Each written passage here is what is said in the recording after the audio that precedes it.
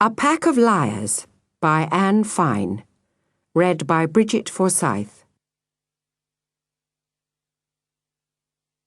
October. Look at this! Oliver slid the letter across the desk and Laura picked it up. Although the spelling was correct, the handwriting was so frightful that Laura could barely read it in places. 17 Cat Alley, Stickley, 10th of October.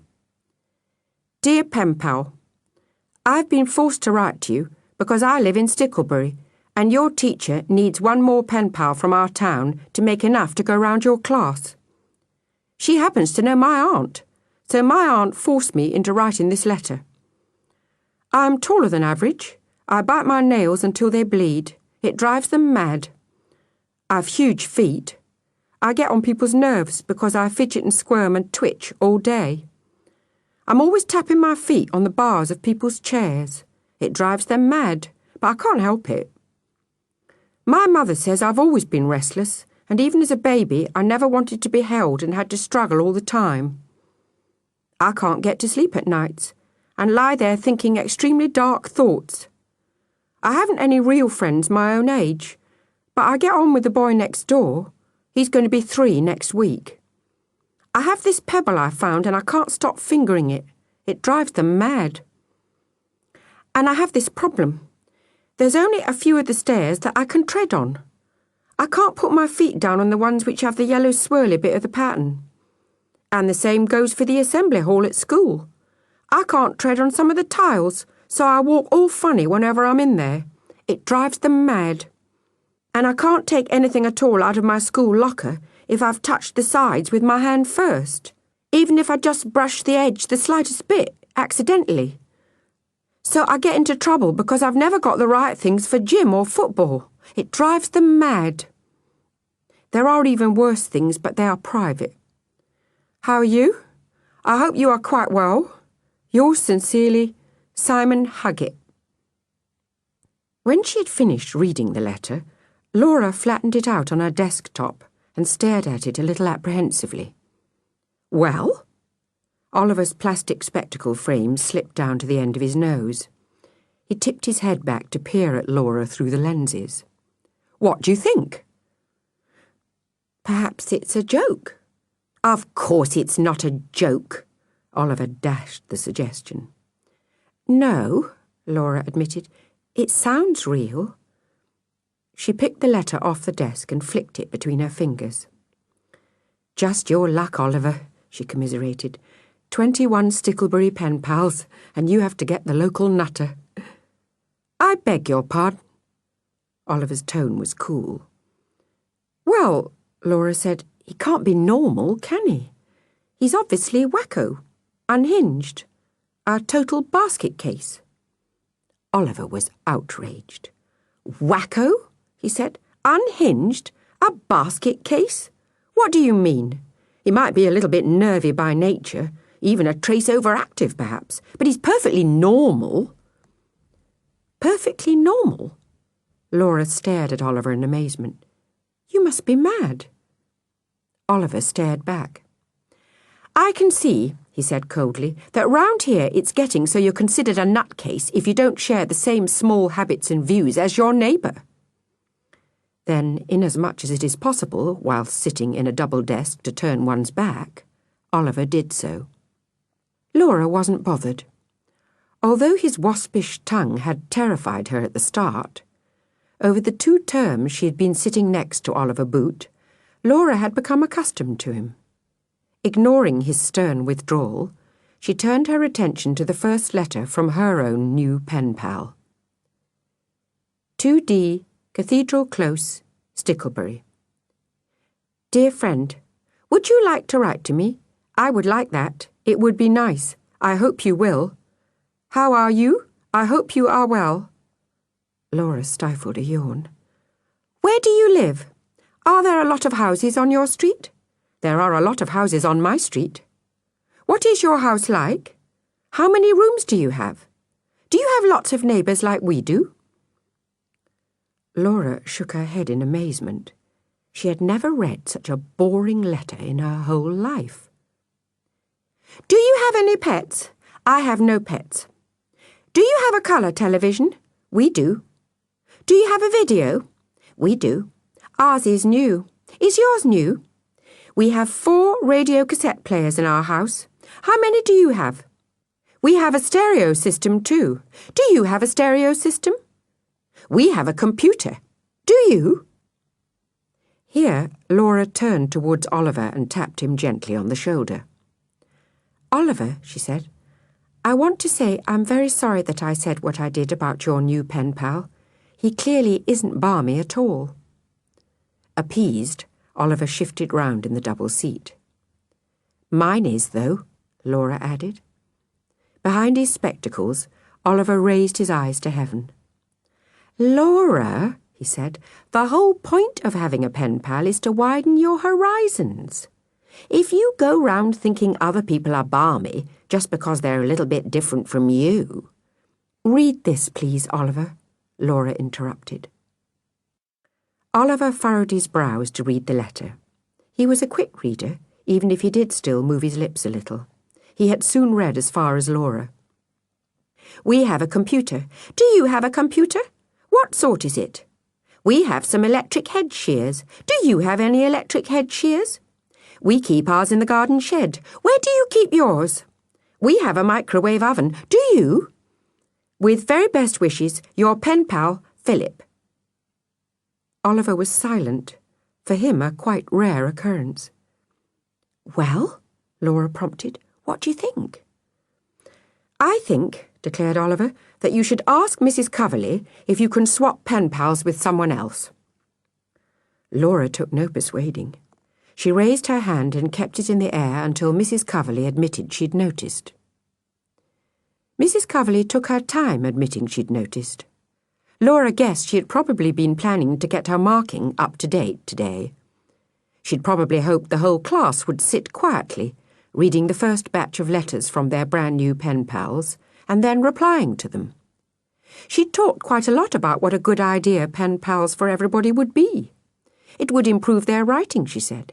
It would widen their horizons.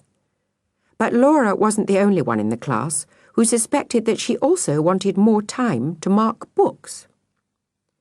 So Laura stubbornly kept her hand in the air, and she could see that, out of the corner of her eye, Mrs. Coverley was watching it waving about like a lonely bulrush in a rather stiff breeze. Then Mrs. Coverley lifted her own arms to tuck a stray strand of her thick pepper and salt hair back in her bun. And as she did so, she pretended to notice Laura's hand for the first time. Problem, dear? Please, Mrs. Coverley, may I swap pen pals with somebody else? Instantly, Mrs. Coverley foresaw utter chaos. Her poor heart sank. In front of her, a dozen or more hands were immediately lifted. And me, Mrs. Coverley. Me too, please. I'll swap with Laura. I'll swap with anybody. I asked first. Mrs. Coverley glanced at her watch. She had done exactly 6 minutes, quiet, uninterrupted marking. She had corrected exactly 3 books. That meant there were exactly 39 books left to correct. On the other hand, Laura Irwin was not generally an awkward child. In fact, she was what Mrs. Coverley called a sensitive plant. That was the reason she had been put next to overconfident Oliver Boot. Mrs. Coverley was rather hoping the two of them would rub off on one another. Laura, Mrs. Coverley asked, why exactly do you want to change pen pals with somebody else? Laura wondered quite how to put it. After all, Mrs. Coverley had probably gone to some trouble to find them these pen pals. Stumped, she nudged Oliver, who had become her guide to courteous and correct classroom behaviour.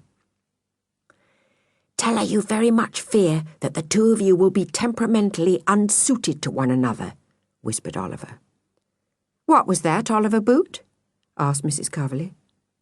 But Oliver had been brought up to be fearless. Where anyone else would hastily bow their head and mutter, Nothing, Mrs. Coverley, Oliver repeated, unabashed. Laura believes that she and her new pen pal might be temperamentally unsuited to one another. "Sometimes I think I might be temperamentally unsuited to you, Oliver Boot," said Mrs. Coverley, "but I don't go around asking to swap classes." Then, simply in order to avoid having to face Oliver's reproachful look, she turned to the rest. "Is anyone here willing to swap pen pals with Laura? No, you may not read her letter through first before you decide. No, you may not change your mind immediately after. Yes, you may just have one swift and simple silent swap." Almost everyone in the class raised a hand. The one lonely bulrush had turned into a clump of waving reeds. Mrs. Coverley sighed. Then, ostentatiously, she shut her eyes and lifted her felt pen in the air. She turned it over and steered it downwards in a nosedive on the register. She opened her eyes and read aloud the name she'd stabbed with red ink. "Sapphira." "Goody!" The others, disappointed, grumbled quietly amongst themselves, while Sapphira exchanged her letter with Laura's. Then everyone settled down again, and Mrs. Coverley went back to her marking. Laura untucked the flap of her new rainbow-coloured envelope. It was with real optimism that she drew out the sheet of matching rainbow notepaper and read, 2A, Cathedral Close, Sticklebury. "Dear new pen pal, I am glad to write to you. I know we shall have such fun telling one another everything exciting about ourselves. Please write back to me as soon as you can and tell me all about yourself." On Laura's face appeared the same glazed look that had come over her when she read Philip's letter. "I live in Sticklebury, which is very exciting because we have one of the oldest cathedrals in the country. Isn't that wonderful?" Laura's glazed look gave way to one of mingled scorn and disbelief. "My house has 4 pink windows and 1 pink door. I think pink is a very nice colour, don't you?" "No," thought Laura privately. "As it happens, I don't." But she pressed on bravely to the end of the letter. "What is your own house like? Please tell me when you answer my letter. How many rooms are there? Can you describe them to me and what is in them? For example, do you have a colour television, or a computer, or a microwave oven, or a stereo?" Laura stopped reading. "Oliver?" Oliver shook his head firmly. "I'm busy writing to Simon," he told her. "Who?" Laura was mystified. "Simon Huggett." Seeing her look, which was still blank, he fleshed the name out for her a little.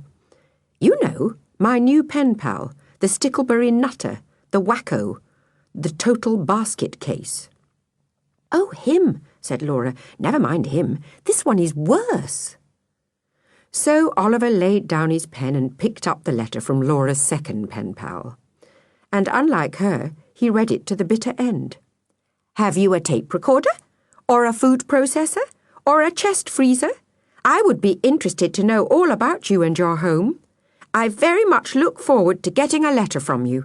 Your friend, Miranda." Once again, Oliver was momentarily silenced. Then he rallied. "It must be something in the Sticklebury water," he said. "Like fluoride?" "Worse," Oliver said darkly. "Far, far worse." Laura leaned forward in her seat and prodded Nickel. "Nickel," she said, "may I have a quick peep at your pen pal's letter?" "Well, I'm busy answering it," replied Nickel. "Well, you don't need the letter sitting in front of you to write back," pointed out Laura. "You do with this one," Nickel groused. "It's nothing but a pile of stupid, boring questions." Nevertheless, he passed the sheet of notepaper back over his shoulder, leaving his hand there with the fingers dangling to hint at his hopes for its speedy return. Oliver and Laura read this one together. The Hermitage, Sticklebury. "Dear whoever you are, what a good idea this is. I am so keen to know everything about you. You must tell me what your house is like. For example, what is your living room like? Do you have a television in it? Or a video? Or—" At this point, Oliver totally lost interest. Picking up his pen, he turned back to his letter to Simon Huggett. Laura skip-read the rest of the letter and then used it to brush Nikhil's waiting fingers, which closed around it like the tentacles of a sea anemone, sensing the presence of plankton.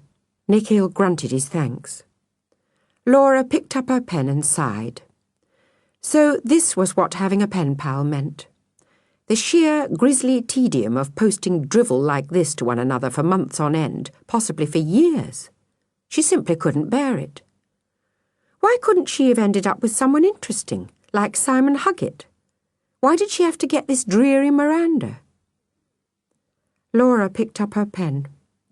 21 Acacia Avenue, Westburn. Dear Miranda, thank you for your nice letter. Now I will tell you all about myself.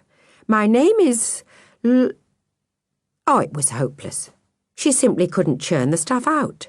She had cramp in her hand already. There must be some escape. Suddenly a little thought struck Laura. She hesitated for a moment. A smile spread over her face. She hesitated a moment longer, and she was lost. Lady, Melody, Estelle, Priscilla, Hermione, Irwin. But you must only write L, short for Lady Irwin, on your envelopes, or I shall be embarrassed, since I do not use my title in class. It irritates the teachers so to have to keep calling one Lady Melody the whole time. I live in a small palace. Here Laura stopped and sucked her pen and thought. Best not to go right over the top straight away, she decided. Best not to live in a palace, however small. She took a spare ink cartridge from her pencil box, held it above the word palace, and squeezed out a small blot of ink. It fell exactly on the second letter. I live in a small place in the town. I do apologise for that unsightly ink blot. The little lad who sits beside me will keep jogging my elbow. It only has 3 floors, but Mother says that what with the servant problem as it is today, it's probably just as well that the house is so compact. And anyway, as soon as term ends, we always go to stay with Grandmother in her huge country mansion. Laura was writing steadily now, no sign of cramp. Sadly, since poor Father's sudden and shocking disappearance, we've been penniless. This is the reason why I now attend this rather dismal and unpleasant school, instead of the great and expensive boarding academy in the country, where I was allowed to keep both my ponies. But we still do have a lot of nice things left over from the good old days. Here Laura stopped and read Miranda's letter through again before carrying on. No, we do not have a television set, or a video. My mother believes that they are filled with noxious rays that are very bad for the body, and equally noxious programs that are equally bad for the soul. We do not have a stereo, or a cassette record player, or a microwave, or any of the things you mention. We do not, however, have a totally empty house. We have some perfectly lovely old French furniture, and a lot of charming china and delicate glassware. Grandmother still has her diamonds, and Mother her priceless furs. But my father's collection of ivory snuff boxes has been taken off the marble mantelpiece under the stuffed tigers' heads on the wall and been put away under the stairs, where the sight of it can no longer upset my sorrowing mother. My own set of Chinese porcelain dolls has to be kept under my 4-poster bed with the velvet drapes, because the rest of the house is so bursting with fancy knickknacks and precious possessions that there's scarcely room to turn round. Laura looked at the clock. 11:45. How time could fly. We do have a pet, yes, an Irish wolfhound, and her name is... Laura turned to Oliver. How do you spell those old rulers of Russia before the revolution? Tsars, C-Z-A-R-S, came the automatic response, or Tsarinas, C-Z-A-R-I-N-A-S. Since Oliver failed to look up from his own writing to deliver this information, he failed to catch Laura's grateful nod. Laura loved sitting next to Oliver. She'd had a difficult time in school, until Mrs. Coverley decided to put her beside him. She had been painfully shy. She'd hated answering questions wrongly or making any sort of mistake, and not knowing whether or not she ought to raise her hand with a query was a torment. But since she'd shared a desk with Oliver Boot, her life had changed.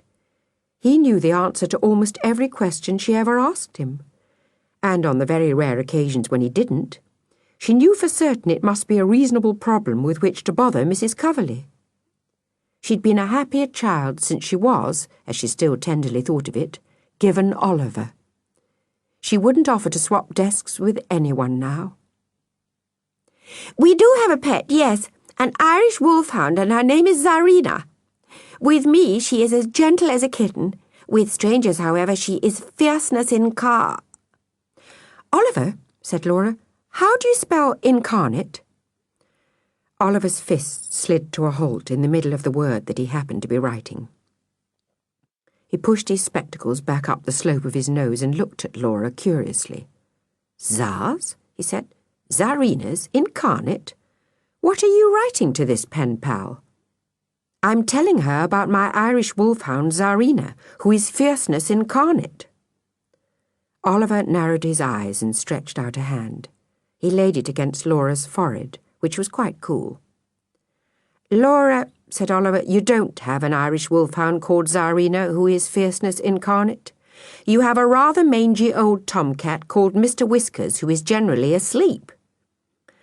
"Just a moment, Oliver," murmured Laura politely. "I'm almost finished. I'll be with you in a minute."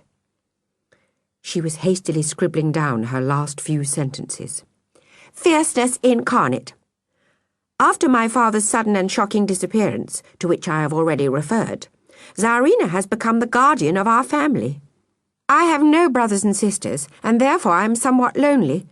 And so, Miranda, you will easily understand what a true pleasure it is for me to have a brand new pen pal like yourself. Yours most affectionately, Lady Melody, or L. Irwin." Laura considered sketching a small but distinguished coat of arms underneath Lady Melody's frilly signature, but decided against the idea on the grounds that it was vulgar. She laid down her pen and glanced hopefully at Oliver, but he was still writing. To pass the time, she read Simon Huggett's letter through a second time, shuddering gently at the thought of him. Oh, all that fidgeting and twitching and chewing the bleeding fingernails. All that insomnia and pebble-fingering and not being able to step on the yellow swirls in the carpet or take his football gear out of his locker. And even worse, things that were private. He'd be enough to drive anyone mad, Laura reckoned, and wondered what on earth Oliver had found to say to him, except, "For God's sake, pull your socks up." But Oliver was already on his third page. Surreptitiously, Laura knocked the 2 finished sheets of Oliver's reply with her elbow, swivelling them round on the desk until they lay at an angle at which she could read what he had written. 8 Green Lane, Westburn.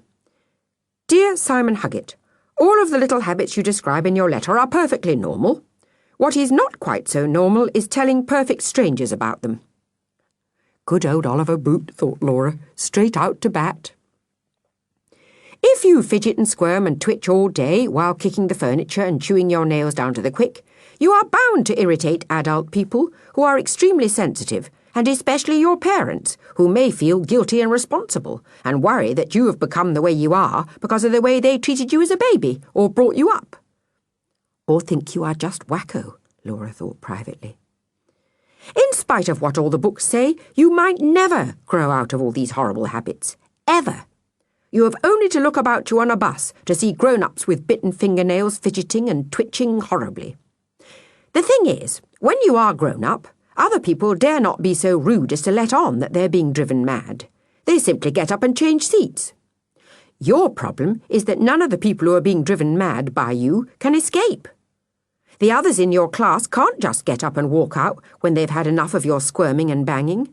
Neither, unfortunately for them, can your parents. Poor Simon Huggett, Laura thought, getting this stone-cold comfort through his letterbox. There is nothing at all unusual in not being able to bring yourself to tread on certain floor tiles, or yellow swirly bits in the carpet, or having to take things out of your locker in exactly one particular way. What is unusual is telling other people. It is much more normal to leave them to notice for themselves. For example, I myself have noticed that Laura, who sits beside me in class and is a sensitive plant by nature, has to run her fingers lightly along every single bar in the school railings when we go home at the end of the day. If she misses one out, I have to stand and wait and pretend I haven't noticed, while she makes some feeble excuse to go back to the door and start again. That's nice, thought Laura. Tell the world. If you can't sleep at night, you're probably being sent to bed too early because they can't stand any more of the sight of you twitching and chewing. Everyone lies in bed thinking. It is perfectly normal. So are extremely dark thoughts. It is extremely dark, after all. It is also not at all unusual to get on well with 2-year-olds next door, if you have any, though once again it is not quite so normal to admit it. Laura leaned closer to Oliver in order to read the last paragraph as he wrote it over his shoulder. You cannot be held in the slightest responsible for your height or the abnormal size of your feet. Yours very sincerely, Oliver Boot. Is that it? Laura asked, incredulous. Oliver, she could tell at once, was more than a little put out by her response. What do you mean, is that it? What's wrong with it? What's wrong with it? Only that there's poor old Simon Huggett getting in terrible trouble for picking his way across the dining hall like a paralysed crab, and playing football in his socks, and even worse things that are private, and all you have to say is it's perfectly normal. He's quite miserable enough as it is, Oliver pointed out tartly. He doesn't need his new pen pal to make him feel worse. But Laura was by no means satisfied. But he needs help. He wants advice. She tapped the letter with her fingertips. He's practically poured his heart out in here. Oliver was getting a little bit hot under the collar. How can I advise him? I've never even met him. For all I know, he could be a cat strangler, or sleep in a coffin, or think he's a werewolf. What are these even worse things that are private? Laura was really excited now. Ask him. Poor Simon's clearly dying to tell and get them off his chest, so ask him. Oliver was dubious. I'm not sure, really. Oh, for heaven's sake, Oliver, if you won't, I will. And in a most unusual act of boldness, Laura whipped away the last page of Oliver's letter and flattened it on her part of the desk. Oliver made no move to stop her, even when she reached out for his pen and unscrewed the top, or when she wrote under his signature, P.S. She hesitated, looking at Oliver as though for permission. Oliver just shrugged. So Laura wrote, in neat capital letters that could just as well have been Oliver's, one final sentence. P.S. What are these worse things that are private? Then she folded up all 3 sheets of the letter and slid them into the envelope. Before Oliver could change his mind and stop her, she sealed the flap. There, she said. Now we'll find out. Oliver picked up Laura's own letter to Miranda. If you can add postscripts to mine, I can read yours, he bargained. Go ahead, Laura offered. She was quite proud of her Lady Melody letter and happy for Oliver to read it. She twisted in the seat to watch his face. It was a picture. Early confusion soon gave way to utter bafflement, and then astonishment and shock. His lips moved slightly as he read the words. His eyebrows knitted, and he frowned. But Laura's cheerful anticipation of his amusement and commendation turned to disquiet as she watched his frown steadily deepen and his face grow dark. By the time his eyes had reached the bottom of the page, she felt thoroughly nervous. What was the matter? What on earth had she done? You've told a pack of lies. His shock was evident. He was scandalized. It's just one terrible lie after another. It's nothing to do with the truth. What have you done? Now it was Laura's turn to be put out. Don't be so silly, Oliver. It's only a joke. Oliver's face cleared. So you're not sending it? Well, of course I'm sending it. Why should I write 2 whole pages for nothing? But none of it's true. Laura was exasperated. Of course it's not true. I never said it was. But at least it's not boring. But it's just lies. Laura flushed hotly. It isn't lies, she insisted. Not really lies. You're simply fussing. What does it matter what I write to a pen pal I've never met and never will meet? You can't write lies, repeated Oliver. You can't just write a pack of lies. In his excitement, he allowed his voice to shoot up above the murmuring undertones that Mrs. Coverley always pretended not to hear. She raised her head. Trouble? She asked them both sweetly. No, Laura and Oliver answered promptly. Thank you, Mrs. Coverley. Good. Back to your letters, dears. And Mrs. Coverley returned to her marking. Oliver hissed in Laura's ear. I'm telling you, you'd better not hand in that letter to be posted. To his astonishment, Laura snapped back. Don't tell me what to do, Oliver Boot. The sharp tone carried. Keeping her head tucked well down over the exercise book she was marking, Mrs. Coverley permitted herself a small, secret smile. But Laura spoke with a good deal more confidence than she felt. It didn't come easily to her to ignore any of Oliver's usually sound advice. And when, a few moments later, Mrs. Coverley closed the last book with relief and strolled around the classroom collecting their replies to their pen pals, Laura found herself making an excuse not to give in her letter. I haven't quite finished. May I post it at home? You won't forget, dear. No, I'll remember. So Mrs. Coverley moved on. And it turned out that Laura was by no means the only person not to have finished her letter.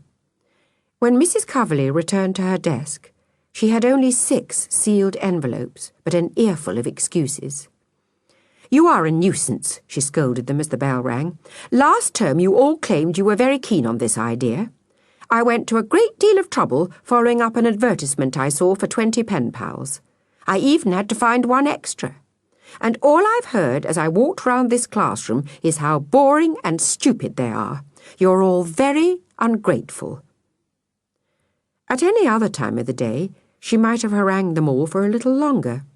But since she wanted to get home, she didn't bother to dwell on the point. Even before Laura had reached the cloakroom, Oliver was attacking her. Lying is wrong. Not always.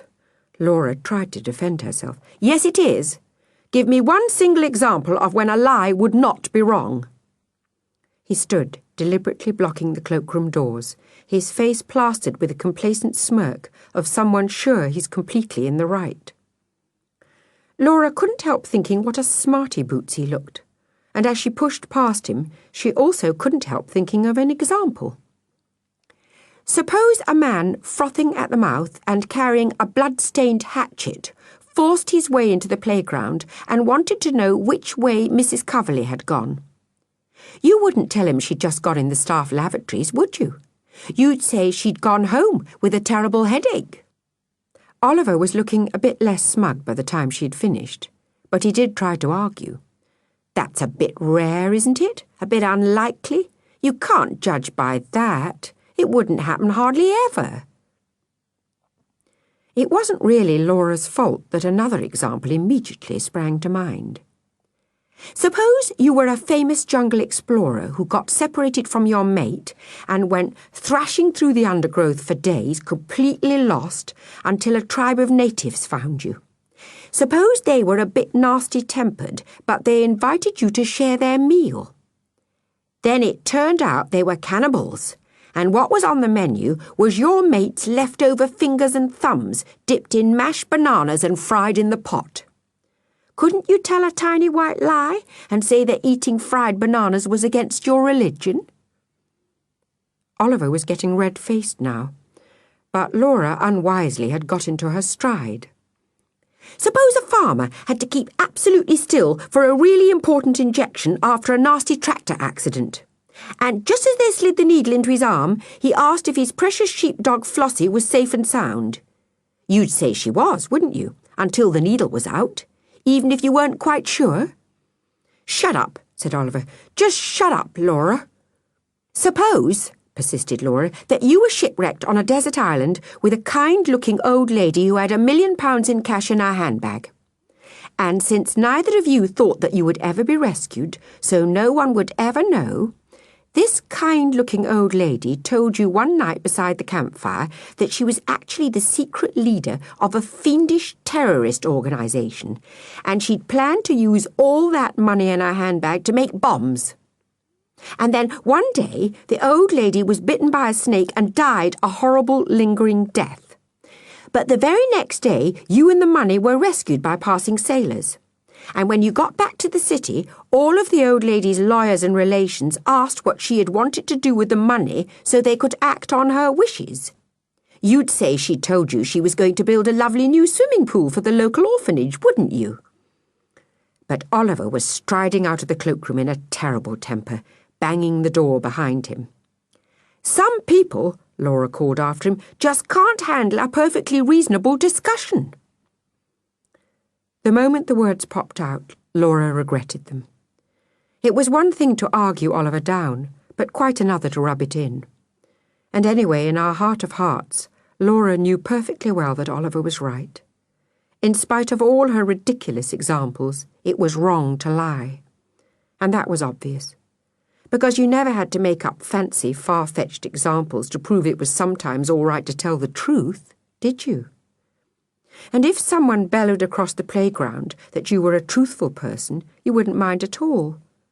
But if you thought people were even whispering that you were a liar, you'd hate it. Laura pushed open the cloakroom door and, blinking against a shaft of bright October sunlight, made her way up the steps into the playground. Hardly anyone was about. It was pretty chilly, and most of the class had rushed off home to warmth and television and tea. Only Nikhil and Kevin were still hanging about, stamping on old juice cartons in the gutter. They were waiting for Kevin's twin sister Chrissy, who was crouched by the gates, rethreading half of a snapped shoelace. But they all lived in the other direction. Usually Laura walked home with Oliver, but he was nowhere to be seen. She was so upset that he seemed to have taken the quarrel seriously enough to set off without her, that she clean forgot to brush her fingertips against the first few bars of the railings as she went past. When she realised, she was torn. She hadn't known that Oliver had noticed this little habit of hers, and it embarrassed her to have to retrace her steps and start again. She even found herself glancing at her fingertips, as though to check she had not become like the dreaded Simon Huggett in yet another way and turned into a terrible nail-biter.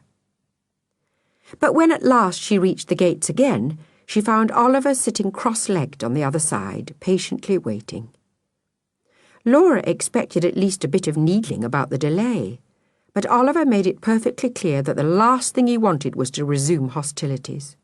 He said nothing at all, and just fell quietly in step with her along the pavement under the crisp and yellowing trees.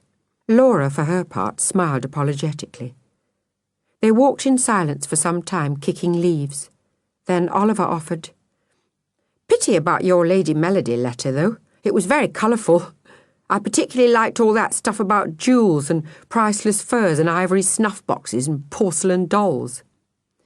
"Good, wasn't it?" agreed Laura. She sighed.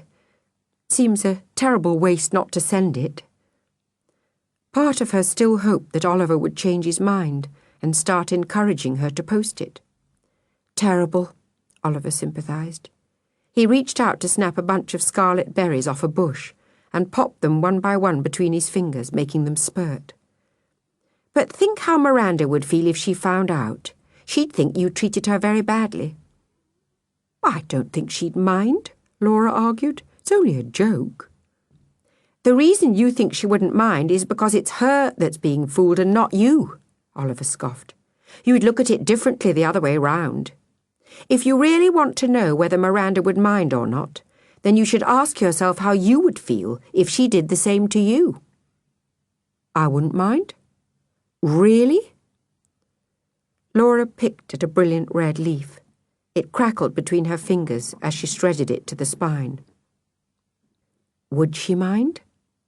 If she received a letter like the one she'd written today, she knew she'd spend a good deal of her time thinking and wondering about the person who wrote it. And she'd write back at once. She'd make a real effort, too, to write a proper reply. Something open and sympathetic that didn't just ignore the sad and lonely bits, like the sudden and shocking disappearance of a father, or the loss of 2 ponies, but something that wasn't too gloomy either. A reply that was both understanding and cheerful. It would probably take ages, and she'd be bound to make a few silly and tactless mistakes the first time around, and have to copy the whole thing out all over again. It would probably take forever. So what if, after all that trouble and effort, she found out the letter was just a joke? Well, she wouldn't think it was funny, that was for sure. In fact, she'd be livid. She'd feel deeply offended and very, very angry indeed. She'd find it very hard to forgive anyone who made such an idiot of her. I'd hate it. I thought so. Oliver relapsed into a cheerful kicking of dead leaves, and it was Laura herself who, after a moment's thought, picked up the topic again. I don't like jokes like that. I know you don't. Do you remember when Chrissy told you that Mr. Whiskers had been squashed by a car? I sat down in the playground and burst into tears, and then she grinned and waggled her hands and said, "Fooled you!" And I got up and punched her on the nose. Really hard. I wouldn't have minded if it had been April Fool's Day. You expect to be told lies then. Like when you go to a market or a bazaar and all the storekeepers swear on the graves of their grannies the goods are solid gold and half price. You don't mind, you expect it. It's understood. It's quite different from being told lies by someone you ought to be able to trust. Laura's memory of her humiliation in the playground was far too vivid to be ignored.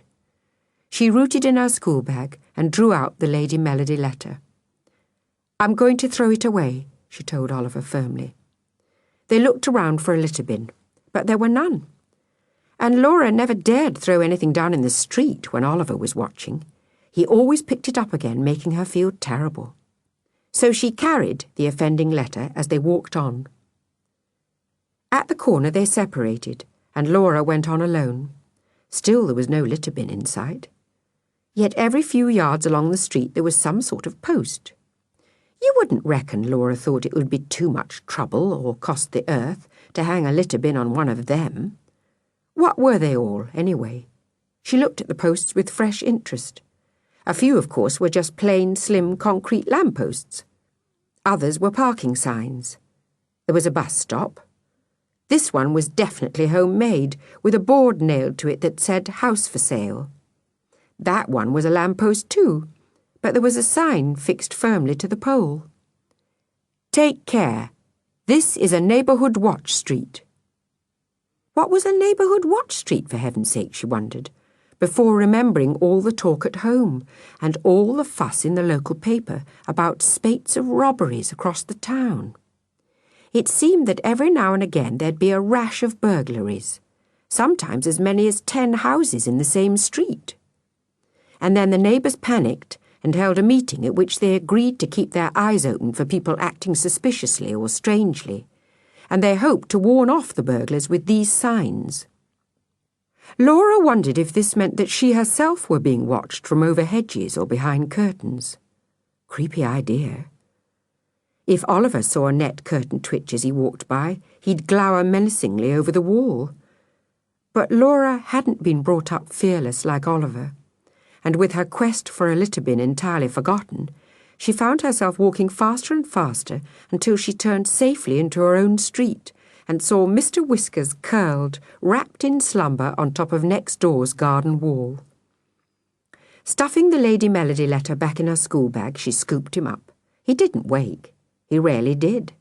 Oliver scathingly referred to him as comatose cat, but Laura was secretly grateful that Mr. Whiskers stayed cradled in her arms, warm and so comforting, just like a great, fat, rumbling muff, while she fished the door key out of her pocket and waving to Mrs. Bandarayana next door, let herself into the cold and uninviting house. She hated coming home to no one, no lights, no music playing softly in the kitchen. But sometimes her mother had to work late, and her father was never home before 6. It made a difference having Mr. Whiskers, even if he was fast asleep. Laura carried him with her round the downstairs rooms, switching on lights. She kept on cuddling him while she made toast, even though it was awkward. He stirred from torpor briefly to lick the butter from her fingertips. To keep him happy in her arms, she let him. And only when the house seemed warmer and somehow more friendly did she tip him onto the floor and fill his milk dish and his feeding bowl. While Mr. Whiskers ate, Laura glanced at the clock. Even though she and Oliver had dawdled practically all the way home, there was over an hour to wait before she could expect her father. Her mother always said that if Laura felt the slightest bit nervous or lonely, she was to go round to Oliver's house and stay there until her father turned up to collect her. But Oliver's family made Laura feel even more jittery than being on her own in an empty house. All of them were always so busy being fearless. It was hair-raising to hear Oliver's mother ranting at her local councillor down the phone, or watching Oliver's father writing his bitter letters to the newspapers. Even Oliver's baby sister, who was just learning to walk, seemed to have nerves of steel. So Laura preferred the other arrangement, whereby she was allowed to come home as long as Mrs. Bandarayana next door kept an eye on her over the fence. That way at least there was plenty of time to get homework done. And to write letters. Oh dear, Laura sighed. Best get it over with. She pulled Miranda's achingly dull letter out of her school bag. Have you a tape recorder? Or a food processor? Or a chest freezer? I would be interested to know all about you and your home. How to begin? The trouble was, Laura decided, gazing around the kitchen and through the door into the sitting room, that unlike Lady Melody's small place in town, her own home was, like Miranda's letter, quite without interest. There was simply nothing to tell a pen pal. Who could possibly care to know about anything in here, thought Laura, staring around in quiet desperation and ticking the boring inventory off on her fingers. 1 boring sink, 2 boring taps, 1 boring fridge, acres of really boring wallpaper, a boring window with a boring tree outside, a boring floor with a matching boring ceiling, a boring oven and a boring radiator, etc., etc., etc., all totally boring. But she must write a letter. What was it Mrs. Coverley always said when people lifted their hands and complained that they couldn't think of anything to write? Then don't think. Just get that old pen moving. Right, Laura told herself firmly. Right, off we go. 21 Acacia Avenue, Westburn. Dear Miranda, my name is Laura Irwin and I am an only child. The old pen stopped moving. That was about all Laura could think of to say. She read Miranda's letter through again for inspiration. It wasn't at all inspiring, still less on second reading than on first. But she could at least do what Nick Hill had done and answer all the boring questions. I live in a boring house on a boring street. It has 6 boring rooms, not counting the boring bathroom, and all of them are pretty boring. This sounded so rude that Laura ripped it up and started her reply all over again. 21 Acacia Avenue, Westburn. Dear Miranda, my name is Laura Irwin and I am an only child. I used to wish I had an elder brother, but now I've stopped because I've seen the way they can treat you. I live with my mum and dad in a plain house on a plain street. My father drives around all day for forest trade deliveries. Sometimes he takes me with him at weekends. He might even take her with him this weekend. She loved these trips. Sometimes they stopped off at garden centres to pick up plants and equipment for Mum. My mum's a gardener. She's not so busy at this time of year because the spring and summer panics are over and most things will soon be neatly shrivelling up for the winter. Including me, thought Laura. It isn't very warm in here. Why isn't the heating working properly? My mum and dad put central heating in last year, but we don't have most of the other things you mention, except for the telly, of course, and the stereo. We did have a tape recorder, but my mum took it to be fixed and forgot it. They've lost it now. How boring can a letter get? Never mind, no need to feel guilty. However bad it was better than Miranda's letter to her. And, though short, it would have to do. I have to go now. Please write back soon. Please don't. Please, please, please don't. Love, Laura Irwin.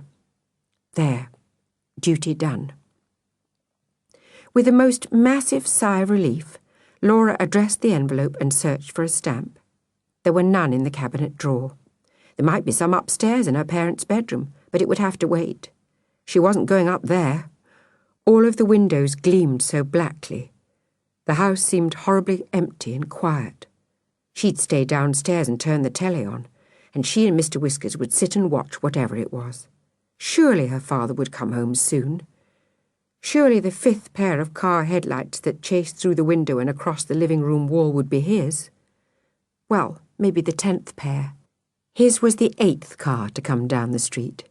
She knew it was him because the lights brushed over the wall in quite a different direction as he swung the car round into the garage.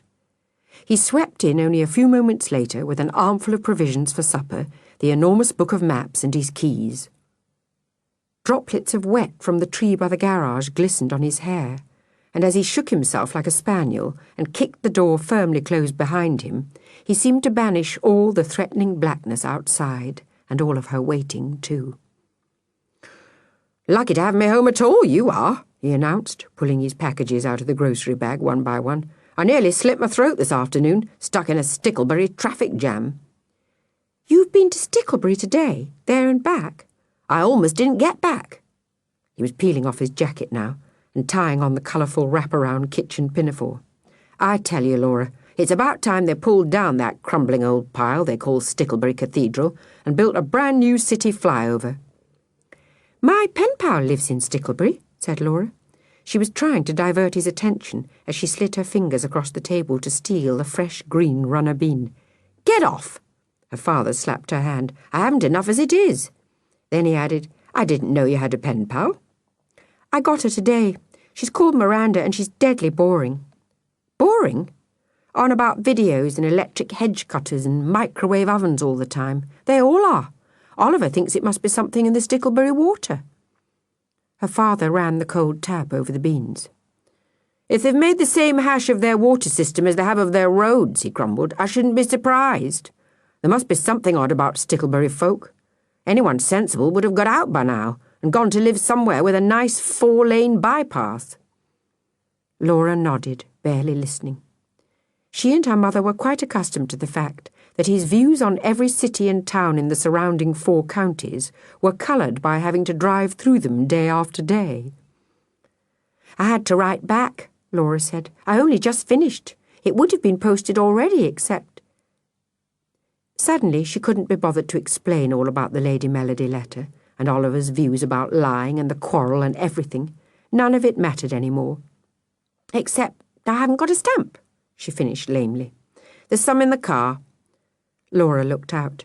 Now rain was spattering against the window panes, and it was absolutely pitch dark out there. Her father saw her nervous look. He held out his hand. "Give it to me," he told her. "I'll stick a stamp on it in the morning and drop it in some pillar box as I drive past." "Probably in Sticklebury." "No, thank you," he said fervently. "I shan't have to go back that way until November." Laura fished in her school bag and pulled out the envelope addressed to Miranda. She handed the letter to her father, who groped through the folds of the pinafore and tucked it away in his back trouser pocket.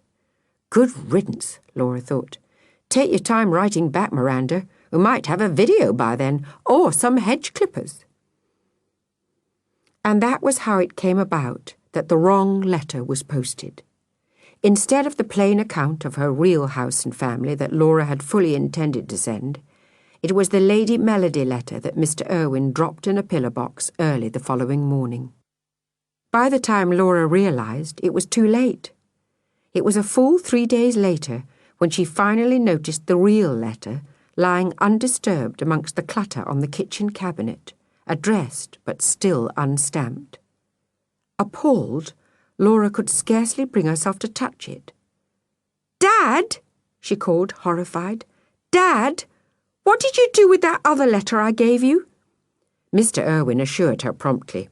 "No need to panic. I dropped it in the postbox. Don't worry." No need to panic? Don't worry? She had just sent a pack of lies to a total stranger. Laura spent the whole of the rest of October not daring to confess to Oliver. November. It was not until the first week in November that replies from the Sticklebury penpals began to trickle into class. Oliver's letter from Simon was first to arrive. It ran to 4 sides, and the handwriting looked, if possible, even more straggly than before. 17 Cat Alley, Sticklebury. Dear Oliver Boot, you shouldn't have said in your letter that I might never grow out of my horrible habits, because my mother read that bit by mistake, and my father had to give her a whiskey to stop her crying. How are you? I'm very well. I've been sent to the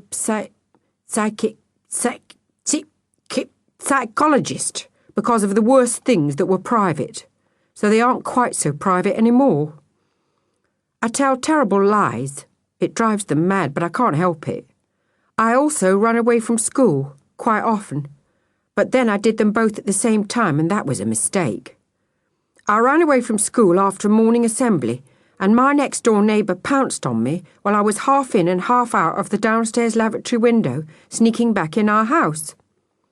I told her the school nurse sent me home because I had head lice, which was the only thing I could think of.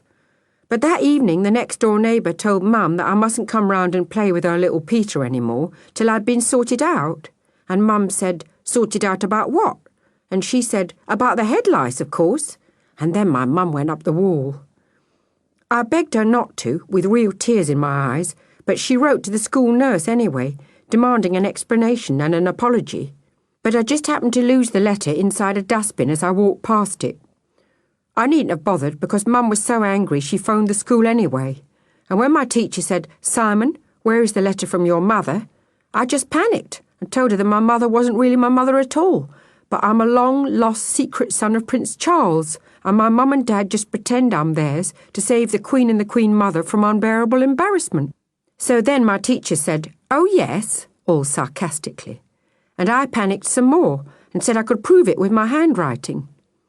"It's this bad because I'm by nature left-handed," I said, "and I'm forced to write with my right hand to keep up my disguise." "All right," my teacher said. "Here is a pen, Simon. Write with your left hand." So I asked, "What shall I write?" And she said tartly, "How about, 'This is a shocking pack of lies'?" So I wrote with my left hand, and it was even worse than this, if you can imagine.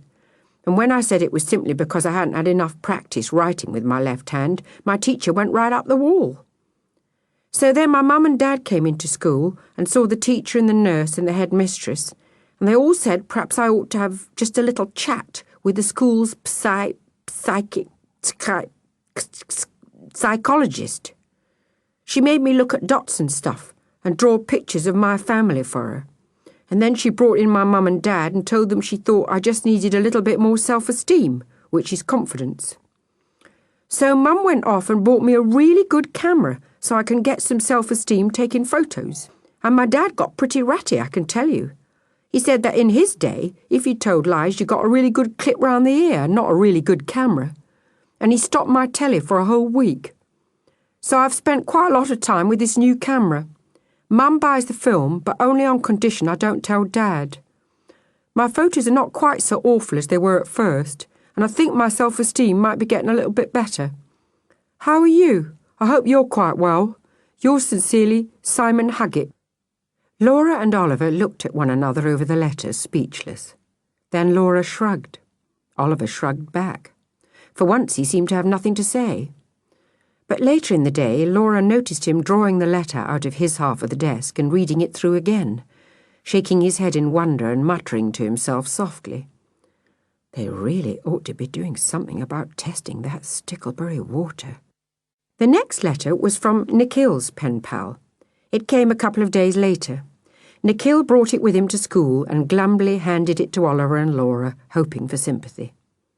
The three of them huddled together in a corner of the bike shed, sheltering from the cold morning drizzle, while Laura and Oliver read it, and Nikhil felt sorry for himself. The Hermitage, Stickley. Dear Nikhil, I knew this would be such a good idea. I love getting letters. Please write again and tell me more about your family. Do you go out together at weekends? We sometimes go out for the whole afternoon, and the evenings. Sometimes we all go out together in the evenings. Do you? And tell me more about your granny who lives with you. Is she very old? Can she still get about? Or is she stuck at home all day in a wheelchair or in bed? Is she deaf? Or can she hear really quite well for her age? Which bedroom is she in? The one that overlooks the street? Or one of the two back ones that overlook the garden? It is only November, and yet I am thinking about Christmas presents already. What is your father going to buy your mother? What is she buying him? What do you think you and your brothers and sisters will get? Love from your friend Malcolm. P.S. I nearly forgot to ask, what is your dog's very favourite food? Oliver handed the letter back to Nikhil. Extraordinary, he declared, this continuing obsession with the small potatoes of other people's lives. It's not extraordinary, said Nikhil. I've been right round the class and looked, they're all like this, endless, silly, boring questions. Well, in that case, said Oliver, I'm truly grateful to have ended up with Simon Huggett. But though she could not put her finger on it exactly, something about the letter intrigued Laura. It's so peculiar, she said. In places it sounds as if it wasn't written by a real person at all, but by a machine or a computer. What do you mean? It was hard to explain quite what she did mean. Well, she said, try to imagine the person who wrote it. You try imagining, Nikhil said sourly. I've wasted enough of my time writing. And stuffing the letter back in his jacket pocket, he ran off to play kickball with Chrissy and Kevin. In the last few minutes before the bell rang for the beginning of school, Laura did try imagining Malcolm, some drab, whey-faced stickleberry creature, interested principally in grades of deafness in Granny's bedrooms. But it wasn't easy. And her thoughts about Nikhil's pen pal kept getting overshadowed by rather more uncomfortable reflections about her own. And Laura found herself imagining something infinitely more awful, that Miranda's response to Lady Melody's letter might, even now, be speeding closer and closer in a mail van. Miranda had probably spent hours composing her reply to lonely and unhappy Lady Melody. Laura could just imagine it. She'd probably been as sensitive as she could about Lady Melody's father's sudden and shocking disappearance, and the family becoming penniless and having to give up her precious ponies. Poor Laura groaned. Just thinking about it made her feel perfectly dreadful. Sweet-natured Miranda had probably sat at her own kitchen table, frowning with anxiety and nibbling the tip of her pen, trying to write a sympathetic letter to someone forced to go to a dismal new school where the teachers resented her noble title and a clumsy boy kept on jogging her elbow. And it would be hard to think of what to write to someone as peculiar as Lady Melody. Someone who wasn't even allowed to cheer herself up watching television because of the noxious rays that were bad for the body, and the noxious programs that were equally bad for the soul. Hard? It would probably be impossible. Laura stood in the leaf-strewn playground and blushed for shame. She felt sick right down to her scarlet rubber wellies. And she had only been imagining Miranda struggling to reply. How would she feel when a letter actually slid through the letterbox at home and landed at her feet? She dreaded to think. Oh, why hadn't she considered all this back in October before it was too late? Because she'd been sticking her head in the sand, that's why, putting the problem out of her mind, not even telling Oliver about it. That was no way to sort out anything. You had to face your troubles head-on and fight them properly, or they would never go away. She should have been brought up fearless like Oliver. Oliver would have written directly, explaining exactly what had happened. He wouldn't still be in this terrible predicament weeks later. She had to think of something fast. The school bell rang out loud and long. Miserably, Laura shuffled through the sodden leaves towards the double doors of the entrance. Everyone stamped with impatience, nudging one another in and out of line, until the doors were opened from the inside. Laura marched in straight past Mrs. Coverley with her head down, still thinking hard, and had to be reminded to say good morning. It didn't turn out to be a good morning, though, quite the reverse. For some reason, everyone was in a terrible mood. Even good friends were snarling at one another. Things were spilled or mislaid or broken. No one had the faintest idea what Mrs. Coverley was on about when she tried to explain the work on the blackboard, and even the television programme was cancelled. By 11, the clammy mist beyond the windows had turned to such sharp, stinging rain that no one was allowed outside, and under the general relaxation of discipline that came along with indoor break, bad tempers very quickly turned into bad manners. Mrs. Coverley's cheerful suggestion that some of the class might spend their break writing letters to their pen pals met with a barrage of criticism. "My pen pal's useless. I'm not writing to her. She's not as boring as mine. She couldn't be." "Where did you get these pen pals anyway, Mrs. Coverley?" Mrs. Coverley reflected. She was pinning up her thick pepper and salt hair for the third time that morning before slipping off to the staff room to fetch her coffee. When she replied, it was indistinctly through a mouthful of pins. "I told you, I followed up an advertisement in the Westburn Teacher." "What did it say? 21 boring letter writers seek fresh pen pals to torture?" Mrs. Coverley cautiously removed the last pin from between her teeth before putting on her dignified look and rebuking. "Not at all. As I recall, it said something like, 'Packs of pen pals for school classes. State ages desired, all from the same town to encourage project work.'" There was a common groan at the mention of projects. "If I had to do any project work with that pen pal of mine, I'd die of boredom," declared Jessica. Her lip curled and she said in mincing tones, "Our old Stickley Cathedral has a font. Does your cathedral have a font? I can just imagine what she would write." Imagine what she would write. Oh, not again. Reminded by the words, Laura felt quite queasy. She couldn't bear it. And wouldn't bear it. Not a moment longer. And if the only way out of this tangle was to write to Miranda with a full explanation and an apology, she'd do it now while she had time. Fearlessly.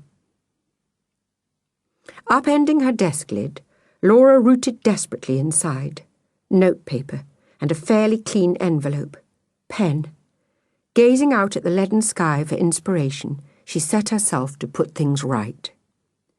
21 Acacia Avenue, Westburn. Dear Miranda. She couldn't do it. Words wouldn't come. Get that old pen moving. Laura gritted her teeth. Somehow her hand was moving across the paper. Only after a couple of paragraphs did she dare stop and read what she had written. "So many things have happened to me since I last wrote that even though I have not heard from you yet, I feel I must send another letter to keep you up to date. First, I have renounced my title so as to become a bit more normal and ordinary. This was a fancy ceremony which took a bit of time, so while I was at it I dropped a lot of my other names as well. And since I was teased terribly for being called Melody, I changed that too, to Laura. So now I am just plain Laura Irwin." Well, it wasn't quite the explanation Oliver would have suggested, but Laura wasn't Oliver, and it was going to have to do. Desperately, Laura pressed on. "Then a quite amazing thing happened.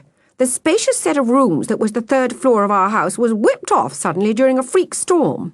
And when my mother spoke to the builders afterwards, they told her the cheapest thing to do would be to put the roof back on top of the rooms underneath without bothering to rebuild the top floor. So we now live in a house with just an upstairs and a downstairs. A plain house on a plain street." "That's that," thought Laura, cheering up fast. "Not only is it brilliant, but it helps with the next bit." "So we have much less room than before, and Mother decided that everything we didn't need should go to make more space. So it was out with all the old French furniture and the charming china and delicate glassware. To replace them, we've brought a normal grey sofa and 2 matching chairs, some mugs and plates from British home stores, and lots of assorted glasses like everyone else. What else? What else? Oh, she mustn't miss out anything important.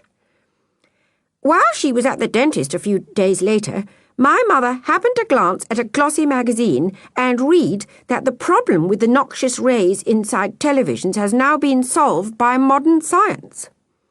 When she mentioned this to the dental hygienist, he assured her that the programs had also recently become very much better. So we went out and bought a television. It isn't new. Amazing how fast one could write when one tried. And while we were sitting watching it one night, my mother saw a program on poverty all over the world. She was so appalled to see the tatty rags some people were reduced to wearing, and their meagre meals, that she immediately rushed out and sold... Sold what? Think back. She mustn't forget anything. The stuffed tiger's heads on the wall, and my father's collection of ivory snuff boxes, and the wine in the cellar, and all the fancy knickknacks and precious possessions. Whoops, nearly forgot. Including all her priceless furs. But she couldn't sell grandmother's stuff, could she? Or Melody's? Not without asking. They'd have to decide that for themselves. So then she gave all the money to the Child Poverty Action Appeal and became a gardener. And I said I wanted to sell all my Chinese porcelain dolls too, and I did. And when my grandmother heard, she was so very moved and touched. She at once sold all her jewels and even her beautiful, huge mansion in the country and moved to a little house in a fairly boring little street in a small town in Wales, where she now lives. This was the difficult bit coming up. And a most astonishing and wonderful thing has happened. Might as well kill 2 birds with 1 stone. Though it has its sad moments too. One day, while I was taking Tsarina for a walk, she gave a sudden and excited yelp, and pulling the lead right out of my hand, she dashed straight across the road in front of a car. This wasn't pleasant, but it had to happen. She was killed outright. It was entirely painless. What else might make Miranda feel better about it? And she was very, very old. Ancient, really, and rather rheumatic. Yes, I fear that Tsarina's life had become a bit of a burden to her. That should do nicely. I knelt beside her in the street, and then the driver of the car got out and leaned over my shoulder trying to comfort me. And I looked up and saw, I hope you don't find this too hard to believe, my own father. Yes, truly amazing, driving a green Ford Sierra through my own town. Found at last. Press on quickly before Miranda had time to become suspicious. It turned out what happened all those months ago was that he bumped his head and got amnesia. So he forgot everyone and everything entirely, even his own name and where he lived. That's why we never heard a word. But at the first sight of me, his only daughter, he suddenly remembered everything from before just like that. And we fell into one another's arms, sobbing with relief and pleasure. Whoops, mustn't forget poor Tsarina. As well as with sorrow, because of my poor pet sprawled stone dead in the street. Nearly there, nearly there. And while the vet was slipping Tsarina's mortal frame into a large green plastic bag, she happened to mention to my father that maybe I ought to have a new pet in order to try to replace Tsarina in my affections. So we went into the nearest pet shop and bought a cat. They only had one that I really liked. He was quite old and sluggish, but we bought him anyway, and I've called him Mr. Whiskers. He feels quite at home already, I think. Certainly he acts as if he'd been living in our house for years and years. Right, that was that sorted out. Back to the father.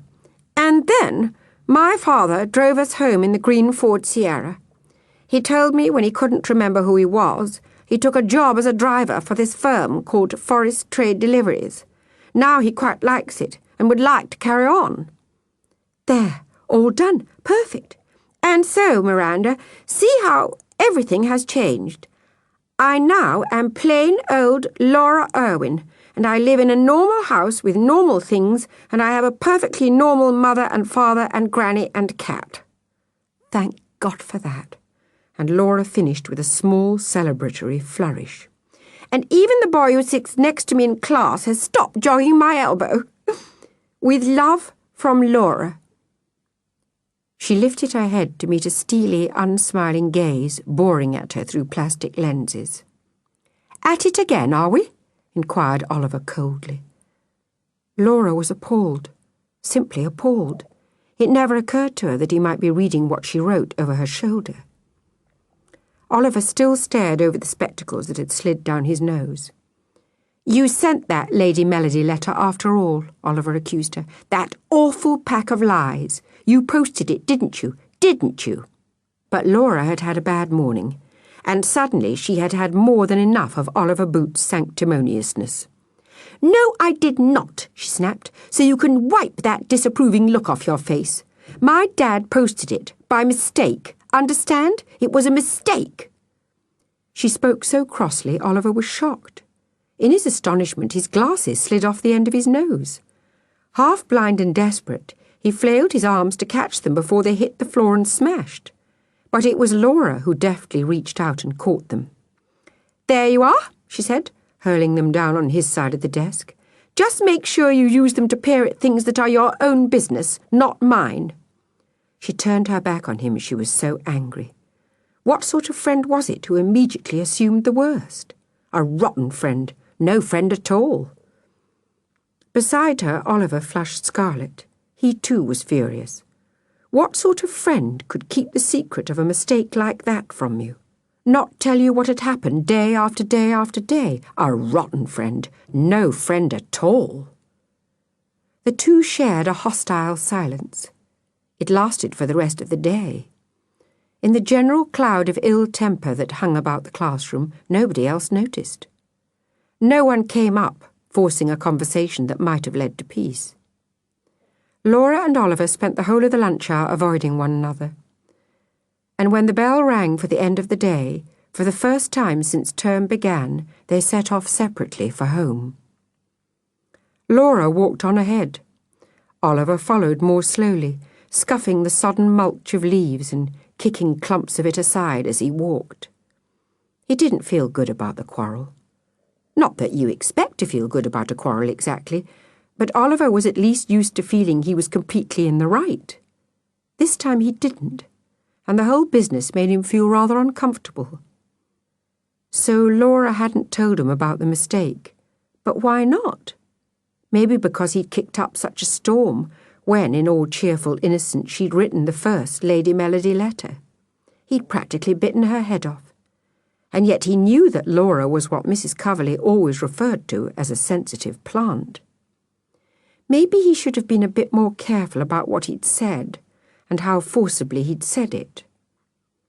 Without realizing what he was doing, Oliver speeded his pace a little.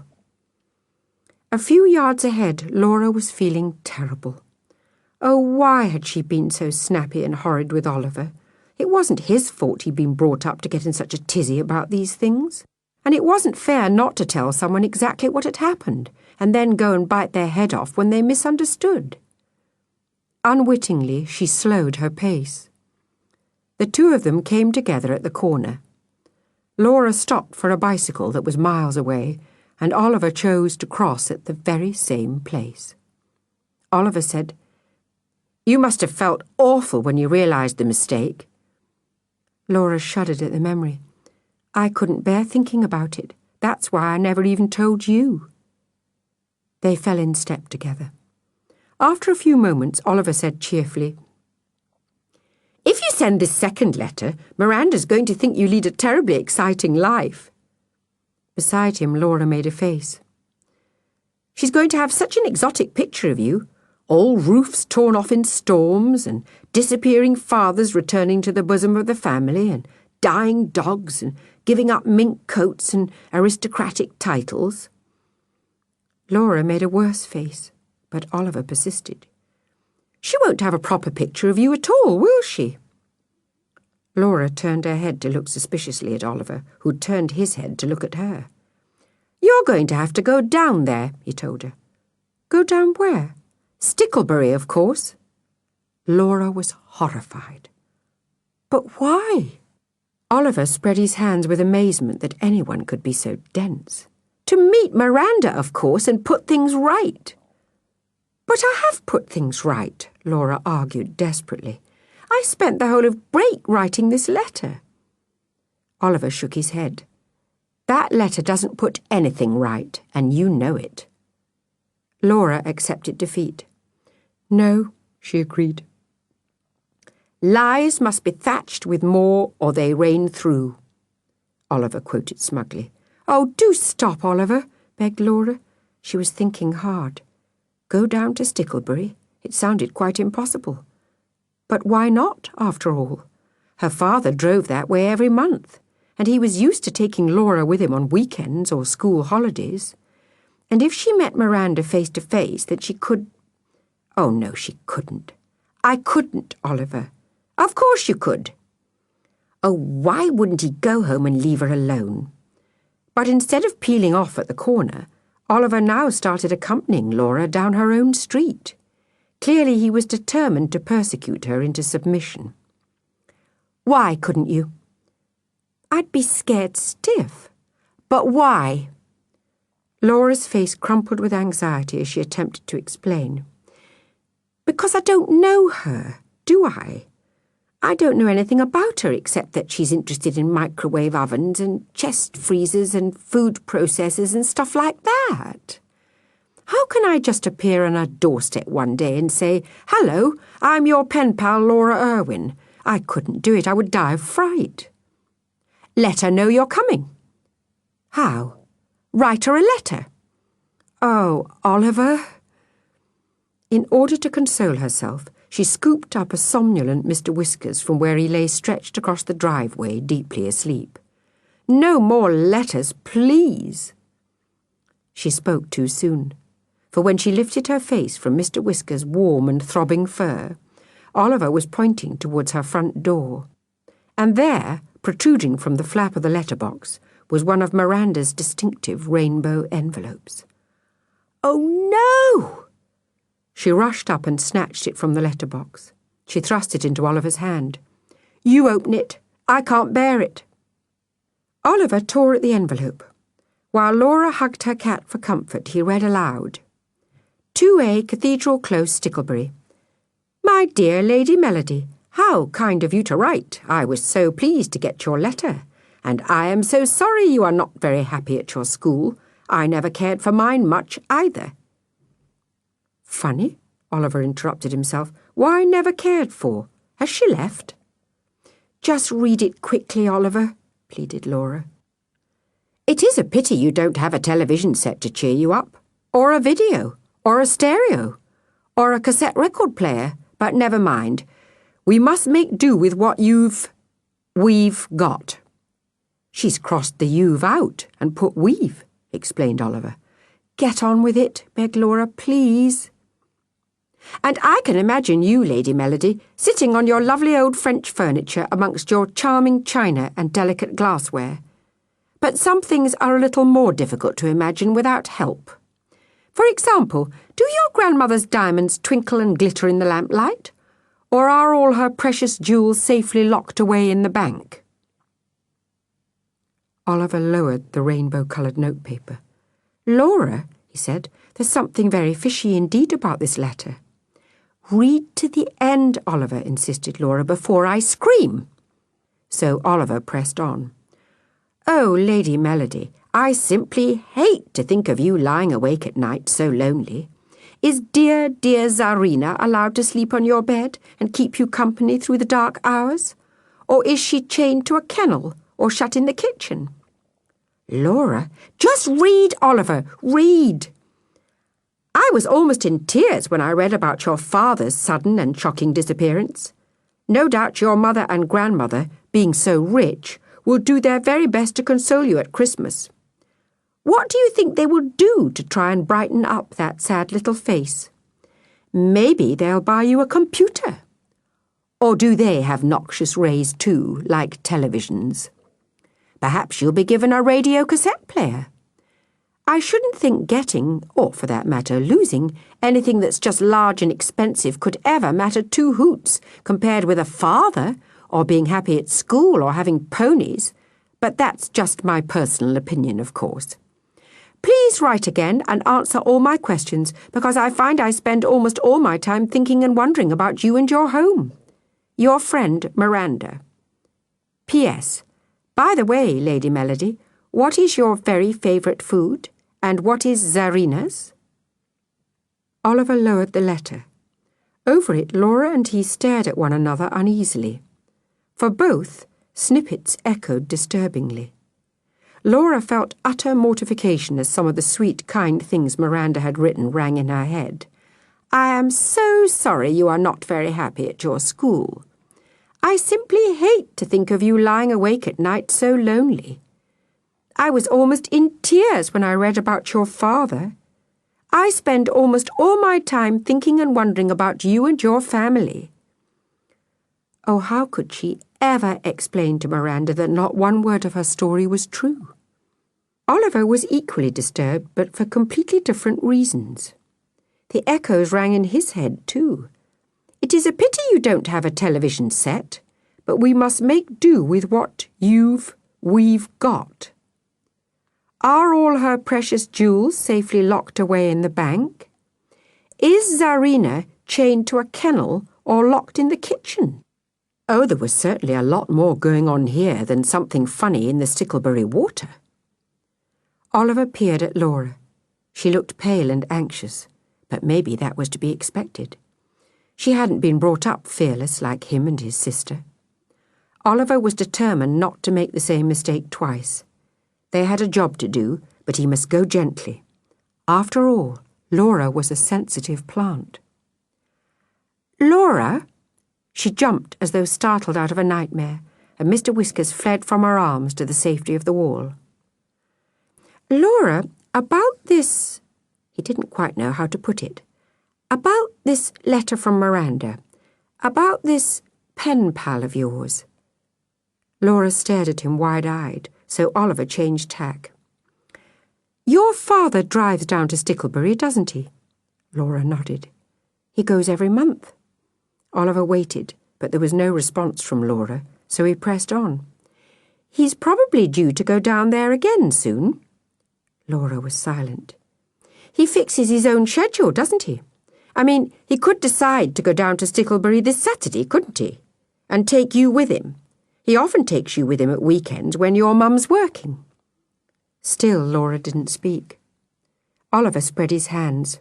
There was no gentle way of putting it. Laura, I'm very much afraid that you're going to have to go down there. To his astonishment, Laura didn't even begin to argue. The expression on her face never changed. She simply drew the second Lady Melody letter out of her pocket. The letter filled with freak storms and reassuring dentists, with rheumatic dogs and rediscovered fathers. Slowly, calmly, as Oliver watched, she tore the letter into tiny pieces. You're quite right, she agreed. I'm simply going to have to go down there. Nothing, not even the humiliation of standing on Miranda's doorstep trying to explain, could be worse than this guilt. Oliver stared. This wasn't at all what he expected. Where was the tense and indecisive Laura that Mrs. Coverley had put in the desk beside him? Had she turned fearless overnight? It might be difficult, Oliver warned. But Laura just shrugged. Thrusting the messy shreds of the letter into Oliver's hand, she scooped up her cat and made for her front door. See you tomorrow, Oliver, was all she said. Oliver stood gazing after her for a few moments, wondering. Then he glanced at the pieces of paper in his hand. On the way back to his own house, he kept his eyes peeled for a litter bin. Of course, there were none. Only more of those neighbourhood watch signs that seemed to spring up like weeds after each fresh spate of burglaries in the town. And all the way home, he was thinking of Laura. All the way down to Sticklebury, Laura was thinking, too, of Miranda. The slim black wiper arms swept soothing arcs across the rain-stippled windscreen. Her father settled into his usual comforting motorway drone. Saturday drivers, far too fast. Find himself in a fog pocket and be sorry. I don't like the look of that load. Think maybe we'd better get past in a bit of a hurry. And Laura found her thoughts drifting miles ahead. How far is it? We've only just set off. But how far is it? I just want to know. Want to know how long I have before I must stand there and confess. About an hour and a half. He flicked the wipers to a faster rhythm as rain fell more heavily. What time is this pen pal of yours expecting you? Expecting me? He glanced down, surprised by her surprise. I mean, what time did Miranda say you should come? Oh, no. Clearly he thought Miranda had invited her. And that no doubt was the reason he and Mum had so readily agreed to let her spend the morning in a strange town more than 50 miles from home. They had assumed the two pen pals had planned this meeting together by letter. She couldn't let things fall through now.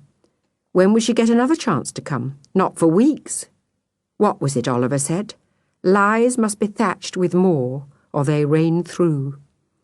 He was dead right, as usual. Laura glanced surreptitiously at her watch. 9:35. What had her father said? About an hour and a half? 11, she lied firmly. Miranda's expecting me about 11. Now let's see Oliver Boot blame her for that one. She'll be lucky. Mr. Irwin had fallen back into his comfortable grousing. What with the jams on the ramp up to the ring road, and the daft one-way system round that crumbling heap. What crumbling heap? Stickley Cathedral. He flashed his lights to let the lorry in front know it was safe to pull in. Should have pulled it down years ago and built a nice new overpass. At the mere thought of Sticklebury's many and varied municipal planning failures, Mr. Irwin relapsed into gloomy silence, punctuated solely by the occasional remark about other drivers' road sense, and the odd sour observation about all the signs expressing regret for inconvenience and delay caused by the roadworks. Laura sat silent, fiddling a little nervously with the envelope in her hand. Oliver had given it to her to post on the way home from school the evening before. It was his reply to Simon Huggett's last letter. But Laura had walked straight past the pillar box, her mind filled with worries about Miranda. Really, these pen pals were an utter curse. Laura looked down.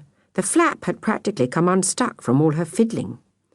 It can't, thought Laura, have been very good glue. Or maybe Oliver hadn't licked it properly. In any case, if she were to slip one tiny little finger in here... Whoops!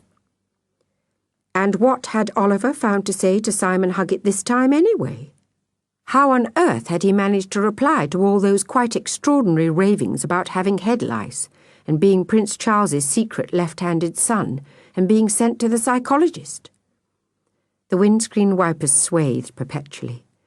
Really stupid place to overtake that was, muttered Mr. Irwin. And silently, secretly, Laura slid Oliver's letter to Simon out of its envelope. 8 Green Lane, Westburn. Dear Simon Huggett, I hope you know you are a sad victim of everyone's inability to accept you just as you are.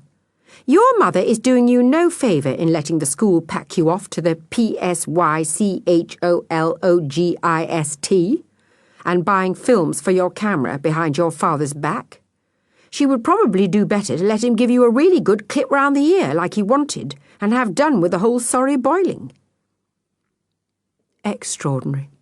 You sit right next to someone for 2 whole terms and you find out you don't know the first thing about what they're thinking. Nobody has the right to force you to pretend to be someone you are not by nature. If you are a clumsy, fidgety, awkward, fibbing truant, then it is a great shame for your mother if that is not exactly what she wanted. But she should have another whiskey and leave you alone, not try to get you changed into a calm and confident amateur photographer. If parents don't want surprises, and possibly very nasty ones, they shouldn't have babies of their own. They should choose a child they really fancy from all those without proper homes. Laura's head spun with these unusual ideas. Dad, she said, Do you like me exactly as I am?" "One moment, love," replied Mr. Owen. He was hunched forward, peering through the streaming windscreen. "Just let me get through this rather nasty stretch of contraflow." "You are not ill, Simon Huggett. You are odd, and that is entirely different. And if you are not ill, then sending you to look at dots and draw pictures of your family is not medical treatment but grown-up bullying, and you should not put up with it." Strong stuff. So these were the secret beliefs of her gentle bespectacled desk companion, revolutionary Oliver Boot. "And what about this camera they gave you? What happens when you get bored with it? Will everyone be sneakily watching, shaking their heads, wondering if you're losing your self-esteem and going to the bad again? What you do with your own free time is nobody's business. If they choose to punish you for skipping school or telling lies, that's up to them. Fair enough. Rules are rules. But not having much self-esteem is not a crime. Laura, who sits beside me, has no confidence either, but her parents love her just as she is. They wouldn't dream of packing her off to be changed by a perfect stranger." The huge blue arrows redirected them back into the lane. "What did you want, love?" asked Mr. Owen. "It's all right," Laura assured him. "I know the answer now, thank you." "There are several more things I really think we ought to talk about. Why don't you come for a visit?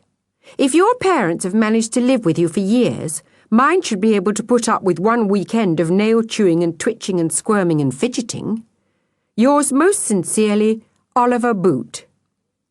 Well.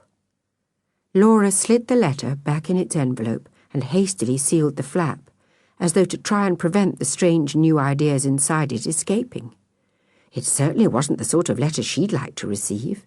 It was far too disturbing. She'd almost prefer Miranda's drivel about pink doors and microwave ovens. And how would poor Simon feel when he read it? Trying to imagine, she sat quite still, watching bare trees flick by in the rain until they reached the Sticklebury turning. Even before they were anywhere near the town centre, Mr. Irwin was working himself into a state about the traffic. Look at it. Saturday morning brings them out in droves. Can't they shop in the week? Lord knows where they all think they're going. Sticklebury has only one proper car park, you know. Sure enough, the streets round the cathedral were jammed with lines of cars that barely moved. Laura's spirits sank at the thought of delay. It was like queuing for one's own execution. Mr. Irwin craned his neck to peer through his drop-mottled side window at the clock high on the cathedral tower. 11:10 already, he said, and added doubtfully, "Maybe I'd better just drop you off and get on with my deliveries." "Why not?" Laura jumped at the idea. Even the humiliation of confessing to Miranda couldn't be worse than this waiting. She should rush off, get it over with, get back, and never tell another lie. "It'll be one of those narrow streets behind that great snarl-up," her father told her. "I'll slip out here then, shall I?" Before he could change his mind, she was out on the pavement. 1:00, called Mr. Irwin, "on the cathedral steps. I'll hoot twice loudly, and you'll have to be quick. I won't be able to stop for more than a moment, you know. You'll practically have to throw yourself in." Laura caught the last drift of his complaining as he pulled out of the stationary line of cars and turned back towards the outskirts. Of course, if the council had only had the courage and foresight.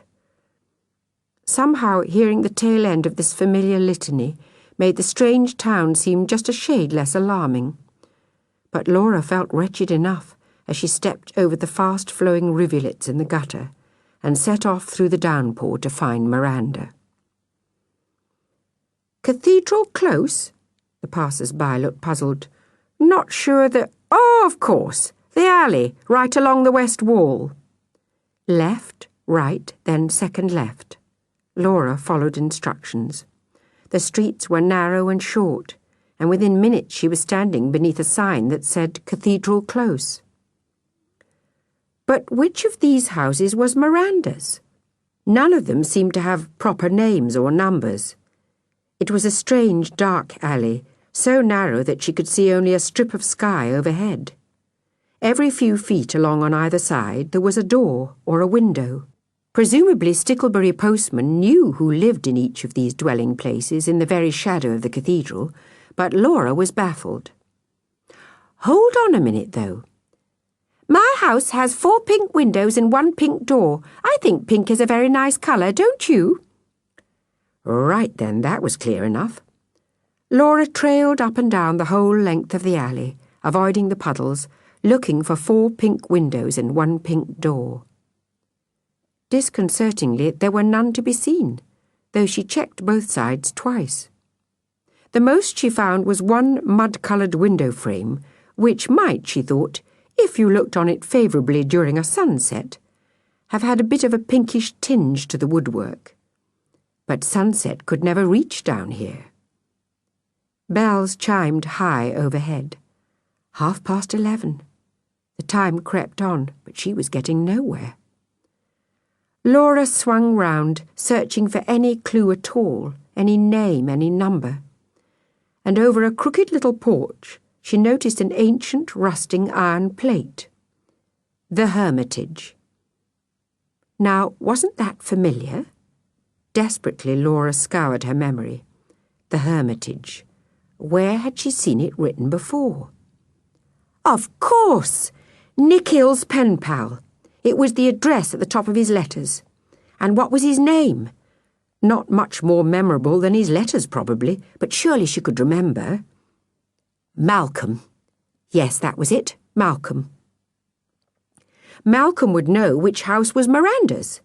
You couldn't live in an alley as short as this and not know everyone else, at least by sight. Malcolm would point her in the right direction, and if he wasn't home, his parents would help. Laura stepped into the porch. It was a relief to be out of the rain, if only for a few moments. She shook the glistening drops off her hair and wiped her wet face with her sleeve. Then, desperately hoping someone was in, she reached towards the little bell set in the door above the letterbox, and noticed something really quite odd. Laura withdrew her finger from the bell without pressing it. Pushing her damp hair back from her face, she peered more closely at what she'd seen, tucked away on the porch wall. A little cardboard sign, no bigger than a visiting card. Mail for 2A to 2S, Cathedral Close. Laura stared. Mail for 2A to 2S, Cathedral Close, printed quite clearly in black and white. Did Miranda live here, then? Along with Malcolm and, it seemed, plenty of others? Laura pressed her chilled fingertips against the seam of her jeans, counting the number of letters between A and S. If none were missed out, there were 19. Add on the original old name of the Hermitage, and behind this rickety porch you had 20 addresses. Ridiculous. Laura stepped back into the alley. 4 pink windows and 1 pink door. I think pink is a very nice colour, don't you? There was only 1 window high up beside this porch, and it had certainly not been pink in years. Ivy was growing up one side. No one could have painted the window frame recently without doing some damage to the creeper. In any case, around the window's filthy glass panes, the drab green paint was flaking with age. Paint on the sill beneath was peeling badly. Bare wood showed through in several places, and there was not a sign of pink. There couldn't be any more windows at the back either. All of the buildings on this side of the alley were joined to the cathedral wall. 4 pink windows and 1 pink door. What kind of liars were these Sticklebury folk? Suddenly, a shadow moved across the neglected window. Someone was moving on the other side. Hastily, Laura stepped back and flattened herself against the alley wall, between the creeper and the porch. She didn't want to be caught peering suspiciously through Miranda's window. Suspiciously? Yes, suspiciously. She couldn't help it. It was because Miranda had lied. It might be a stupid little falsehood. What did it matter how many windows were set in a wall or what colour they were painted? No one would like Miranda more or less for having 5 scarlet windows or only 1 green window. But it was a lie, and trust was gone. From now on, how would Laura ever be sure which of the things Miranda wrote were truth and which were lies? How could you ever depend on someone's word again once you had found them out for a liar? But then again, Miranda hadn't said much about herself, had she? That was what made her such a grisly pen pal. She never told you anything about her life or her home or her friends. Not like Simon Huggett, who once he started couldn't staunch the steady flow of intimate confidences. Or Oliver, who'd even taken to comforting Simon with details of Laura's little habits and weaknesses.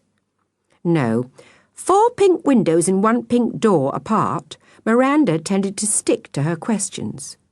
She had shown sympathy for Lady Melody in her last letter, to be fair, but even that quickly turned into more boring inquiries. What do you think your mother will buy you to try and brighten up that sad little face at Christmas? A computer? No, all Miranda was really interested in was large, expensive things. Large, expensive things. Lies go hand in glove with other forms of wrongdoing, don't they? You don't need lies to shore up honesty and fairness. Good people don't go around telling giant whoppers. There's simply no need. The only people who depend on lies to get by are people like murderers and cheats and thieves. Cheats and thieves. Thieves. Was it possible? What was it Oliver had said?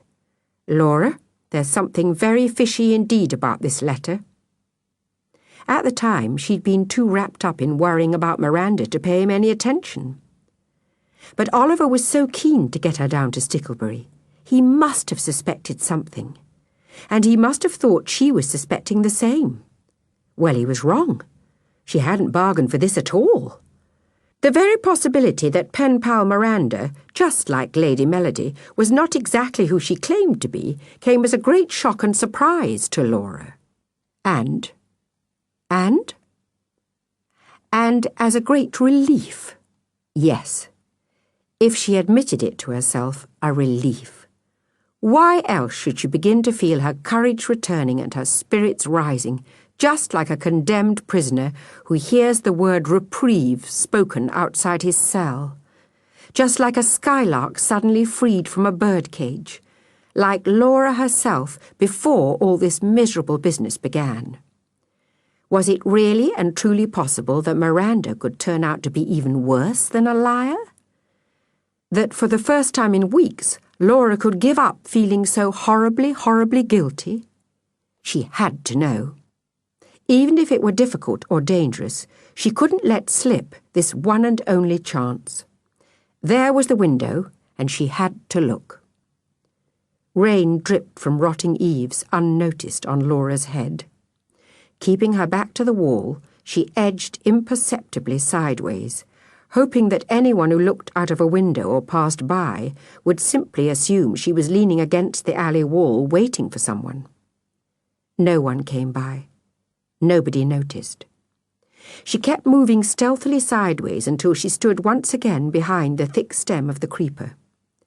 One quick look up and down the wet alley, and Laura was sliding her fingertips over the peeling paintwork and lifting herself up on her toes to peer inside.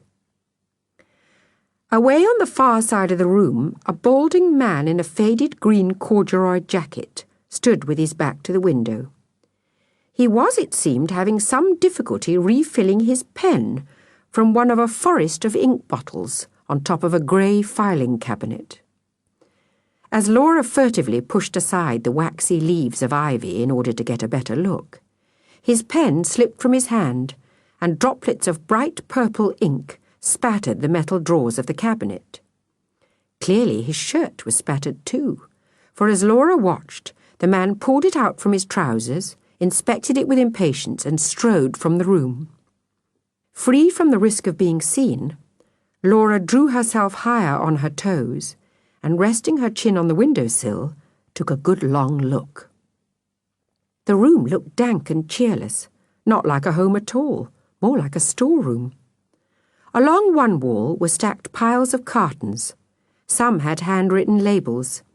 Mitsumi Color Television, audio 4-speaker stereo, quick cook microwave, task home computer, all large, expensive things. And on a table directly beneath the window were several notebooks and a calendar and a huge assortment of pens and pencils jammed in an old cake tin. There were piles of letters in office baskets. The nearest basket had been labelled in, the middle one said out, the third new file. Each basket was filled to overflowing. And right in front of them, flat on the table, lay a half-finished letter written in exactly the same shade of purple with which the balding man had so much trouble filling his pen. You didn't sit in a double desk day after day without learning how to read sideways and upside down. Dear Sapphira, I was so glad to get your letter.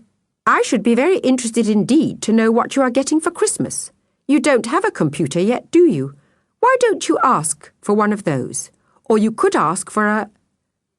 Here the letter ended abruptly. The writer had run out of purple ink. Laura's toes ached with the effort of peering over the sill. But just as she was about to let her weight back on her heels and step out of sight behind the creeper stem, she noticed one last thing, something she recognized, something of hers, something so entirely conclusive that there was no need to look any further. Tossed in a wire basket, clipped to a few blank sheets of the distinctive rainbow-coloured notepaper Laura had come to associate with Miranda, was the very first Lady Melody letter. So. Laura let herself down and leaned flat against the cold, wet wall. Rain fell on her in sheets from the eaves above, but she didn't notice. There wasn't any Miranda. No, nor any Malcolm, and no Philip. The whole pack of pen pals, 20 names, boiled down to one great big liar. No Miranda, just a balding man in a faded green corduroy jacket who'd had the cunning idea of placing fraudulent advertisements in teaching magazines and writing to his prospective victims for information. Is your granny deaf? Do your whole family ever go out together in the evenings? What is your dog's very favourite food? Neighbourhood watch signs can spring up all over. This burglar won't notice. He's here, a couple of hours' drive away, stacking his loot into boxes and sorting out the last few snippets of information he needs for his next rash of robberies. But no Miranda. There was no Miranda. Laura couldn't help bursting into smiles. If anyone notices me, she thought, standing here, leaning against the wall in the pouring rain, grinning like a jackass, they'll think I'm mad. But why hadn't anybody realised? They'd noticed the letters were so tedious that almost everyone was desperate to swap. And she herself had argued that the letter from Malcolm could just as well have been written by a computer. Why hadn't anyone gone round the class looking? They would have noticed at once that all the addresses were suspiciously alike. Because the letters were so dull, that's why. People could scarcely bring themselves to read to the end of their own, let alone other people's. And if they thought anything at all, it was, however am I going to reply to this drivel? The only person in the class who might have checked things out was Oliver. And he had, by sheer chance, landed the only real pen pal in the whole bunch, Simon Huggett. I have been forced to write to you, he'd said in his very first letter. Forced to volunteer by his aunt because he lived in Stickley too, and Mrs. Coverley needed one more name. Simon, the only pen pal in the whole pack who had a spark of life in him. She'd thought that he was mad. He was just real. Psst! What was that? Laura turned in the direction of the noise, but there was no one in the alley, no sign of movement, except for a pale lemon curtain billowing from a window a few houses down. Psst! Was somebody trying to catch her attention?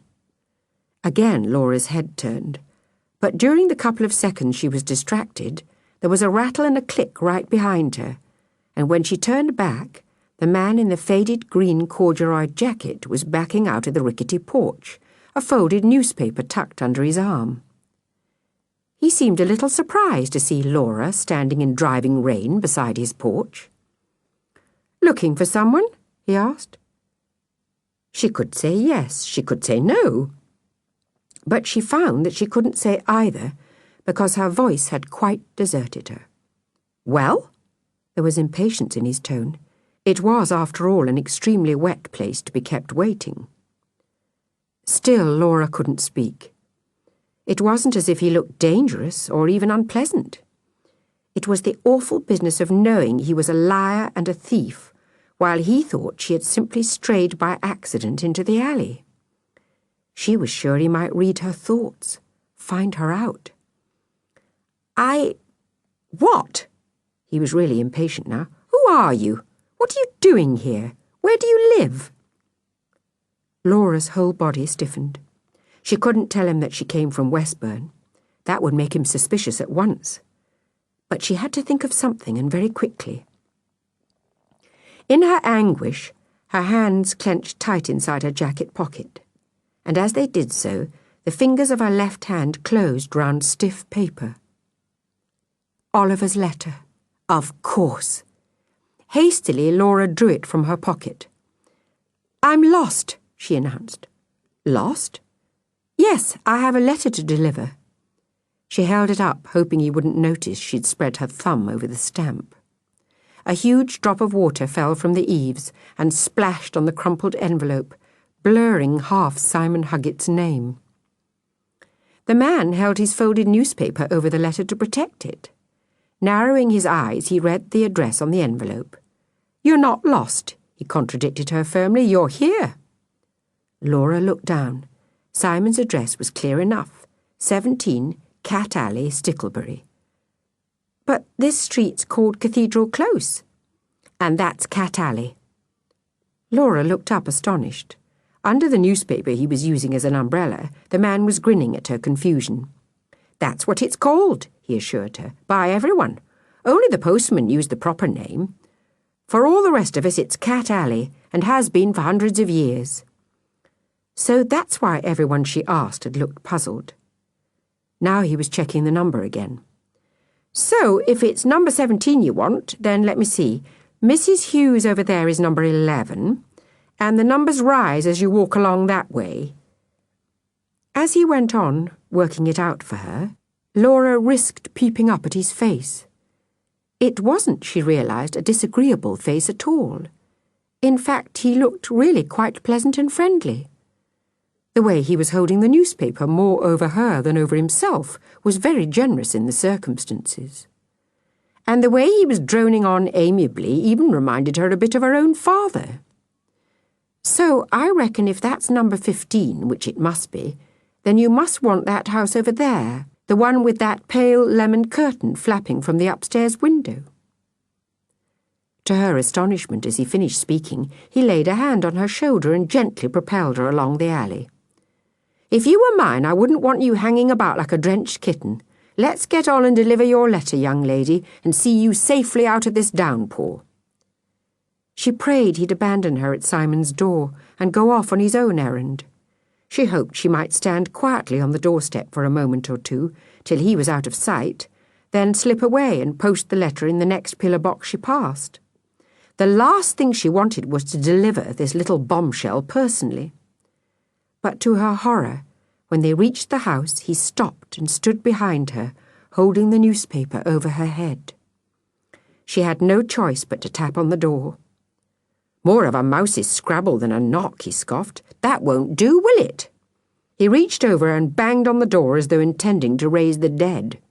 "There," he said, "that should do nicely. They must have heard that." And in an instant he was gone, leaving the newspaper draped over her head.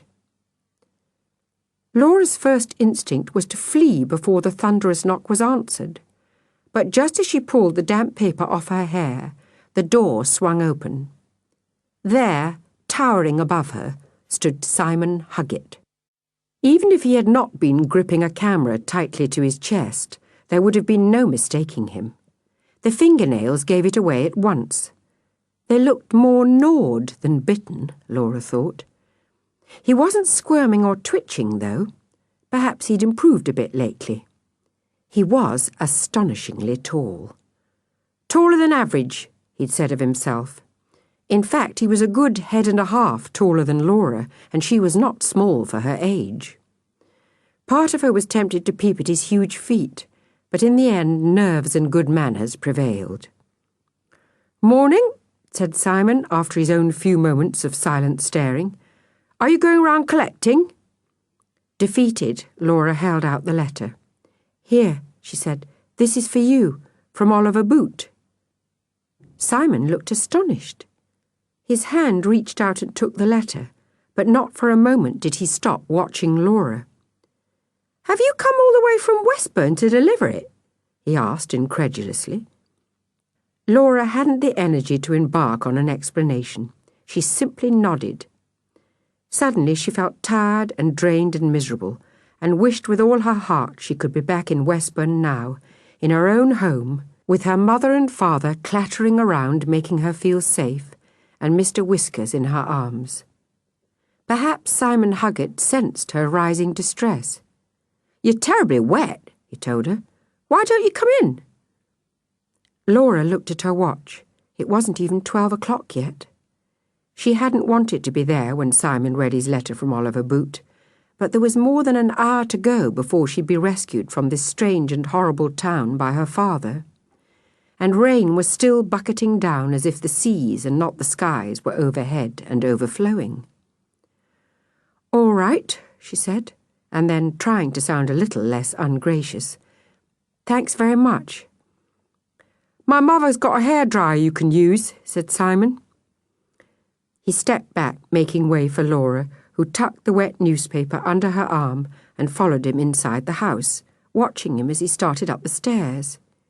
He climbed them in the most extraordinary fashion, crab-wise, with hands spread on the walls and dangerous leanings over the banisters. Laura couldn't for the life of her think what he was about, until she realized he was trying to avoid the yellow swirly bits of the carpet. So he wasn't quite normal yet, then. Not completely. She stared fascinated as he made his slow progress upwards. "There!" he called down with no small satisfaction on reaching the landing. She could see why he was so proud of himself. The ascent hadn't looked at all easy. As Laura followed up the stairs in a more normal fashion, Simon drew a small plastic hairdryer from a drawer in a wooden chest and plugged it in a socket beside the mirror on the landing wall. Switching it on, he handed it to Laura, who perched on the edge of the chest and, lowering her head, let the warm, noisy rush of air sweep her wet hair across one side of her face. Out of the corner of her other eye, she watched Simon Huggett warily as he ripped open the envelope and started reading Oliver's letter. He didn't look any too pleased about what he found in it. From behind the shelter of her drying hair, Laura saw his eyes flash and narrow and his lips thin. "He thinks I need a good clip round the ear more than a camera," he shouted angrily above the buzz of the dryer. "I'm sure that's not exactly what he says," Laura rebuked Simon gently. "Well, he definitely calls me a clumsy, fidgety, awkward, fibbing truant." Anxious as she was to defend Oliver, there was no denying this, so Laura kept silent. "He wants to talk to me, so he's invited me to Westburn. He reckons his family should just about be able to bear me for a couple of days." "I think," Laura picked out her words with care, "he feels he might be able to be helpful." "Helpful? I don't think he's likely to be at all helpful. Oh, no. In fact, I think that your Oliver Boot is far more likely to turn out to be a rude and meddling idiot." He spoke with tremendous force. He sounded positively livid. Pushing her damp hair back from her face, Laura politely switched off the hairdryer in order to listen to the tirade that followed. "I've never read such a horrible letter. How dare he? Making my mother out to be some sort of idiot who doesn't even know what's best for me. She knows me a good deal better than he does." "I'm sure she does," soothed Laura. "He's all brains and no sense, your Oliver Boot. Doesn't know what he's talking about. I like my new camera, I really do. I've always wanted one and my mum knew it. I've spent days working out how to use it. I can do pretty complicated things with it now. I'm sure you can. And I feel a lot better about things now, too. We all do. I like the psychologist. She's very nice. And she's been very helpful. She's done things that nobody else could, not even my mother.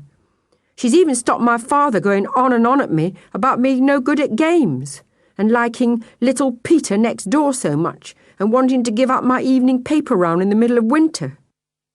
Laura felt a real rush of sympathy for Simon when she heard this. She'd always thought paper rounds must be dreadful in winter, all that cold and wet and dark, the traffic fumes and noise, and the irritable home-going people. When I told her how I felt about all those things, she invited my dad into a session and told him where to get off. Did she really? Well, not exactly in those words, but he knew perfectly well what she meant. I bet he did.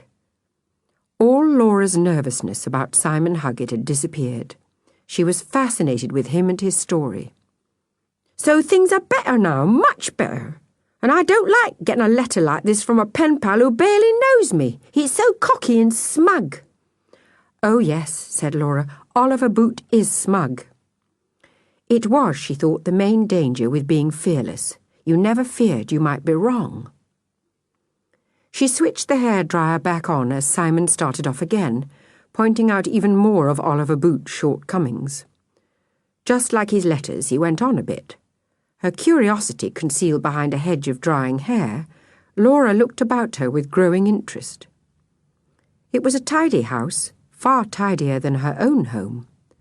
The carpet looked freshly vacuumed, and all except one of the doors on the landing were neatly closed. Was that room Simon's? Through the half-open door she could see posters on the wall, a rumpled candlewick bedspread covered with black and white photographs, and pale lemon curtains billowing over the sill. Was it Simon, then, who had been calling "Psst" at her out of his window? But why should he try to attract a perfect stranger's attention in that way? Was everyone in Sticklebury mad or bad? Her eyes dropped to the damp back page of the Sticklebury Herald lying beside her on the chest.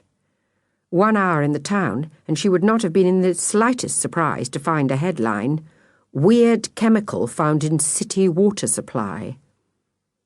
But what she did see was even stranger. It was a blurred newspaper photograph of a man with a thick stocking over his head. He was staggering into a shop carrying 2 cardboard cartons, and underneath was written, "Baffling benefactor bestows bounty." Intrigued, Laura tilted the dryer to blow her hair away from her eyes.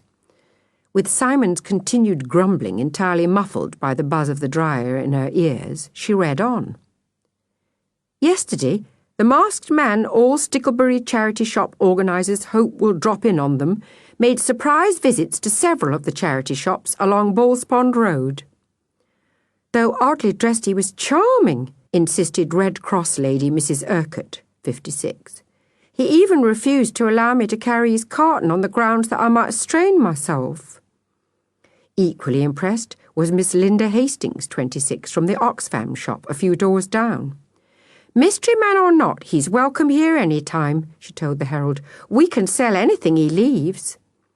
In yesterday's rash of short visits, Sticklebury's baffling benefactor left behind him a video machine, a pair of electric hedge clippers, a microwave oven, and an espresso coffee maker, all in good working order. So, a mystery man, a baffling benefactor. He did take other people's things, but then he gave them all away again. He'd seemed so pleasant, and perhaps he was. He was a sort of modern Robin Hood. But he was still a thief. Laura switched off the hairdryer to catch the next few words of Simon's harangue.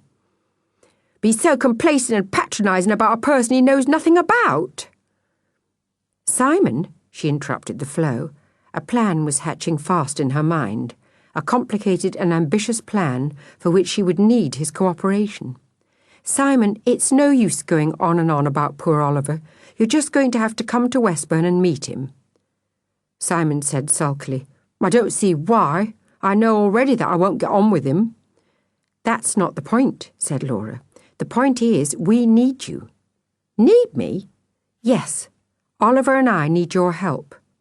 He threw his hands up in the air. Why me? Why me? You, Laura said, because living almost exactly opposite your house is Sticklebury's baffling benefactor, the man who is robbing all the houses in Westburn. And before rushing back to the cathedral steps to meet her father as the clock chimed 1, Laura explained the whole business to an astonished Simon Huggett. December. The harsh December sunlight poured through the classroom window. Unmercifully, it highlighted each smeary fingerprint, each smudge of dirt, each blemish in the glass. Laura shielded her eyes against the glare as Oliver read aloud the final version of the Lady Melody letter that they'd been working on together in snatched moments over the last few days. There. What do you think? Perfect. It is good, isn't it? I'll copy it out. She rooted through the crepe paper and tinsel and spilled glitter inside her desk, searching for writing paper. It was that stage in the winter term when Mrs. Coverley took full advantage of her class's passion for making seasonal decorations and spent a few uninterrupted moments filling in their reports. Knowing full well what she was doing up there at her desk, the class behaved just like the angels they were cutting out and pinning and gluing. There was only the softest burble of borrow and lend above the rustle of paper and snipping of scissors, as Laura copied the letter out neatly. 21 Acacia Avenue, Westburn. I'm not jogging your elbow too much, I hope, Oliver murmured in mock concern. He was making a reindeer sleigh out of 4 toilet rolls and an old yogurt carton. Laura grinned and kept writing. Dear Mr. Penpal, may I call you that? For I can hardly call you Miranda any more. Not now I know that you are really just a middle-aged man in a green corduroy jacket with an ink-spotted shirt and a bald head. You sure it's not too rude? It is the truth, Oliver declared a little too sanctimoniously. Truth can be very rude indeed, said Laura, and without further discussion she took it upon herself to scratch out bald head and write in its place receding hairline. Oh, well, said Oliver, at least this way he won't be too offended to carry on reading. And I know, too, that you are a thief. I know you could say that a baffling benefactor who bestows bounty on worthy charities is not a real thief. But try telling that to the people who worked hard and saved up and paid for the videos and stereos and microwave ovens you have stolen. You would not be likely to get contented nods of agreement. More likely to get a black eye and a thick ear, Oliver said. People prefer to choose for themselves which of their household belongings they'll give to charity. So I doubt if your generosity to the needy will save you from going to prison if you are arrested. This is a good bit coming up, said Laura. Oliver stopped snipping delicately around his yogurt carton and watched as she copied out the next sentence in block capitals. And arrested you will certainly be if you persist in this thieving. That's the stuff, he murmured. Go to it, Lady Melody. Imagine my horror when I came in all good faith to visit my dear, sweet, supportive friend Miranda. Who did I see? It really ought to be whom, Oliver grumbled quietly. Don't be silly, said Laura. We've been through this. No one writes whom anymore, no one. Who did I see? You, in your thief's den with your ill-gotten gains, a bare-faced robber. No stocking over your head then. And all your stolen goods neatly set out and labelled, and all the evidence of your many forgeries spread over your table, including my letter to Miranda. How dare you? How dare you? You are a thief, a liar, and a cheat. He looked so nice, said Laura, and he was very helpful. I can't believe he's really bad. Softy, scoffed Oliver. Good thing your Lady Melody has more grit than you. But though I myself could never take what belongs to another, don't think I came away from your house empty-handed. You can see that I have—" She hesitated. The word she was copying was nothing but a thick black smudge on the page. Incontrovertible.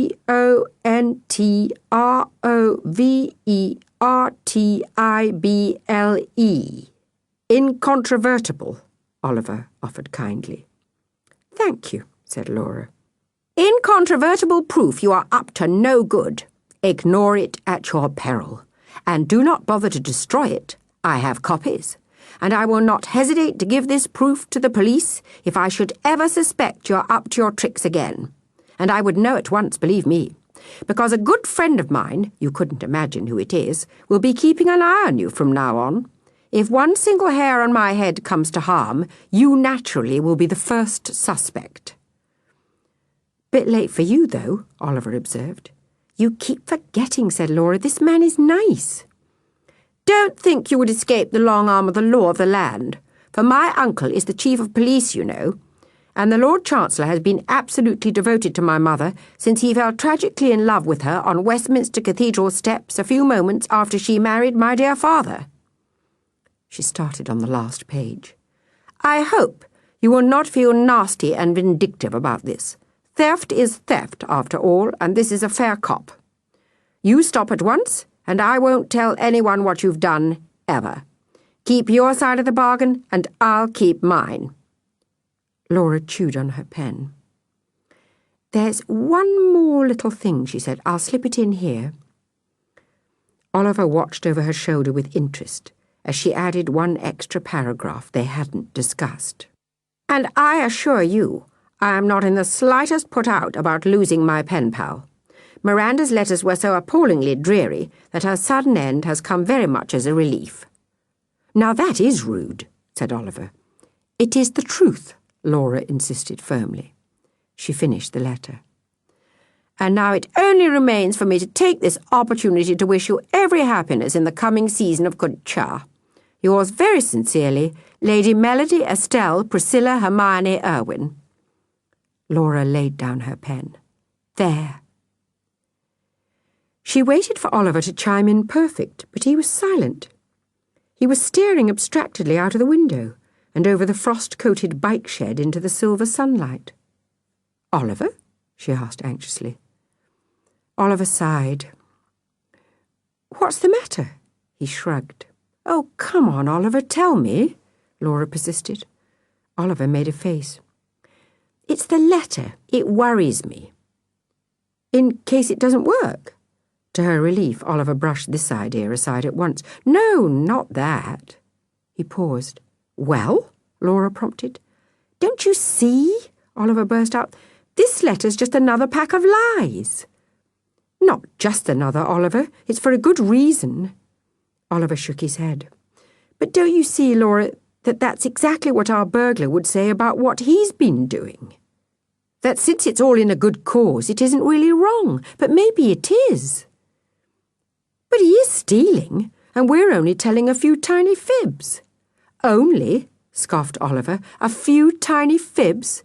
See how you're even having to choose your words to try and hide the fact that it's wrong." "Oh, honestly, Oliver." There were times when Laura Irwin had no more patience with Oliver Boot, and this was one of them. In her opinion, he was far, far too clever for his own good. "Simon Huggett's quite right about you, Oliver," she told him acidly. "You're all brains and no sense." In her exasperation, she let her voice rise sharply above the angelic murmurings in the classroom and catch Mrs. Coverley's attention. Mrs. Coverley lifted her head. "What did you say, Laura Irwin?" Laura flushed scarlet. "Nothing," she muttered. Mrs. Coverley was curious. "Oh, yes," she insisted, "I heard you, but I'm not sure I made out the exact words." Laura hung her head. "I just told Oliver he's all brains and no sense." "Oh!" Mrs. Coverley was astonished. Hastily she lowered her head before anyone could notice the broad smile of amusement that spread across her face. But she couldn't help relishing the brief exchange. And when she came to the remarks section of Laura Irwin's report, she wrote, after a moment's reflection, I'm glad to see that some of the confidence of those around her is finally rubbing off on Laura. Of course, it is still to be hoped that some of her sensitivity will rub off on others.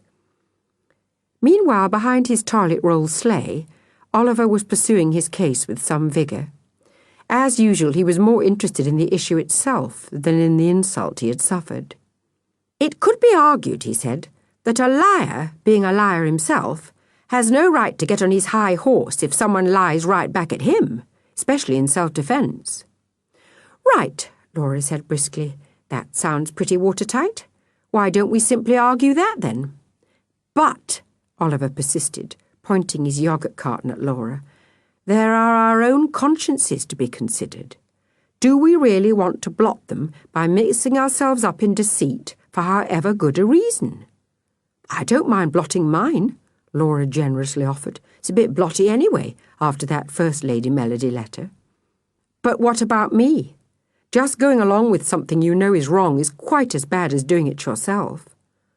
Not quite as bad, surely, Laura pleaded. As close as makes no difference, declared Oliver sternly. You are so difficult, Oliver, Laura sighed. You're really very awkward indeed. I'm not deliberately awkward, Oliver defended himself. It's just that I can't help worrying about these things. Laura impatiently raised her eyes to heaven as he went on, fretting gently. If we start lying too, there'll be more lies about, won't there? And the more lies there are about, the less everyone in the world is going to be able to trust one another. Laura was barely listening.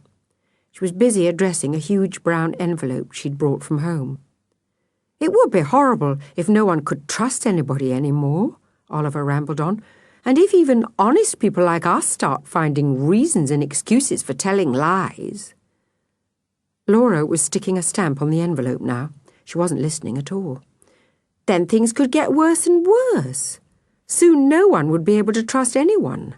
Life would become simply intolerable. Laura opened the envelope and slid Lady Melody's letter inside.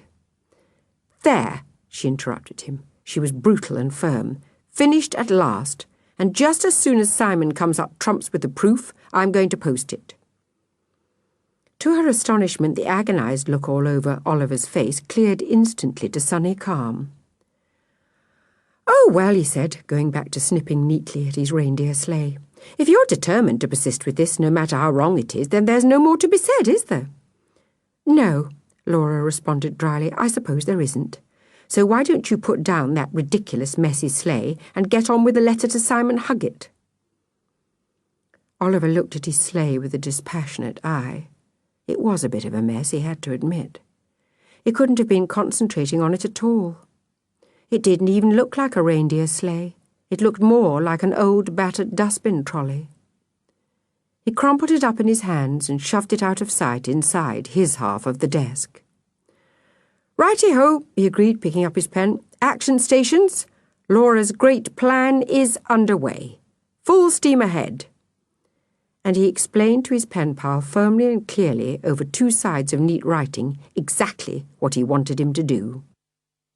The coach from Stickley pulled into Westburn bus station exactly on time, circled the central cafeteria and drew in at the furthest bay.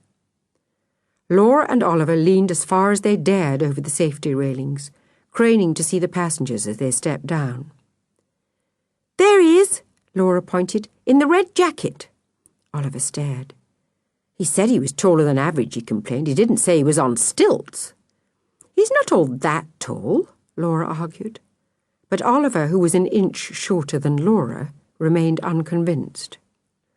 As Simon fought his way out of the clump of passengers milling around at the rear of the coach, Laura and Oliver could see that tucked under his arm was a large cardboard folder tied with string. He's brought the stuff all right, then, remarked Oliver, somewhat appeased. I knew he wouldn't let us down, said Laura. She leaned across the railings and yelled, Over here, Simon! We're over here! He heard and spun round.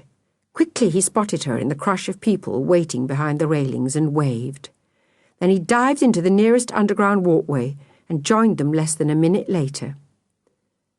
Simon and Oliver greeted one another with some reserve.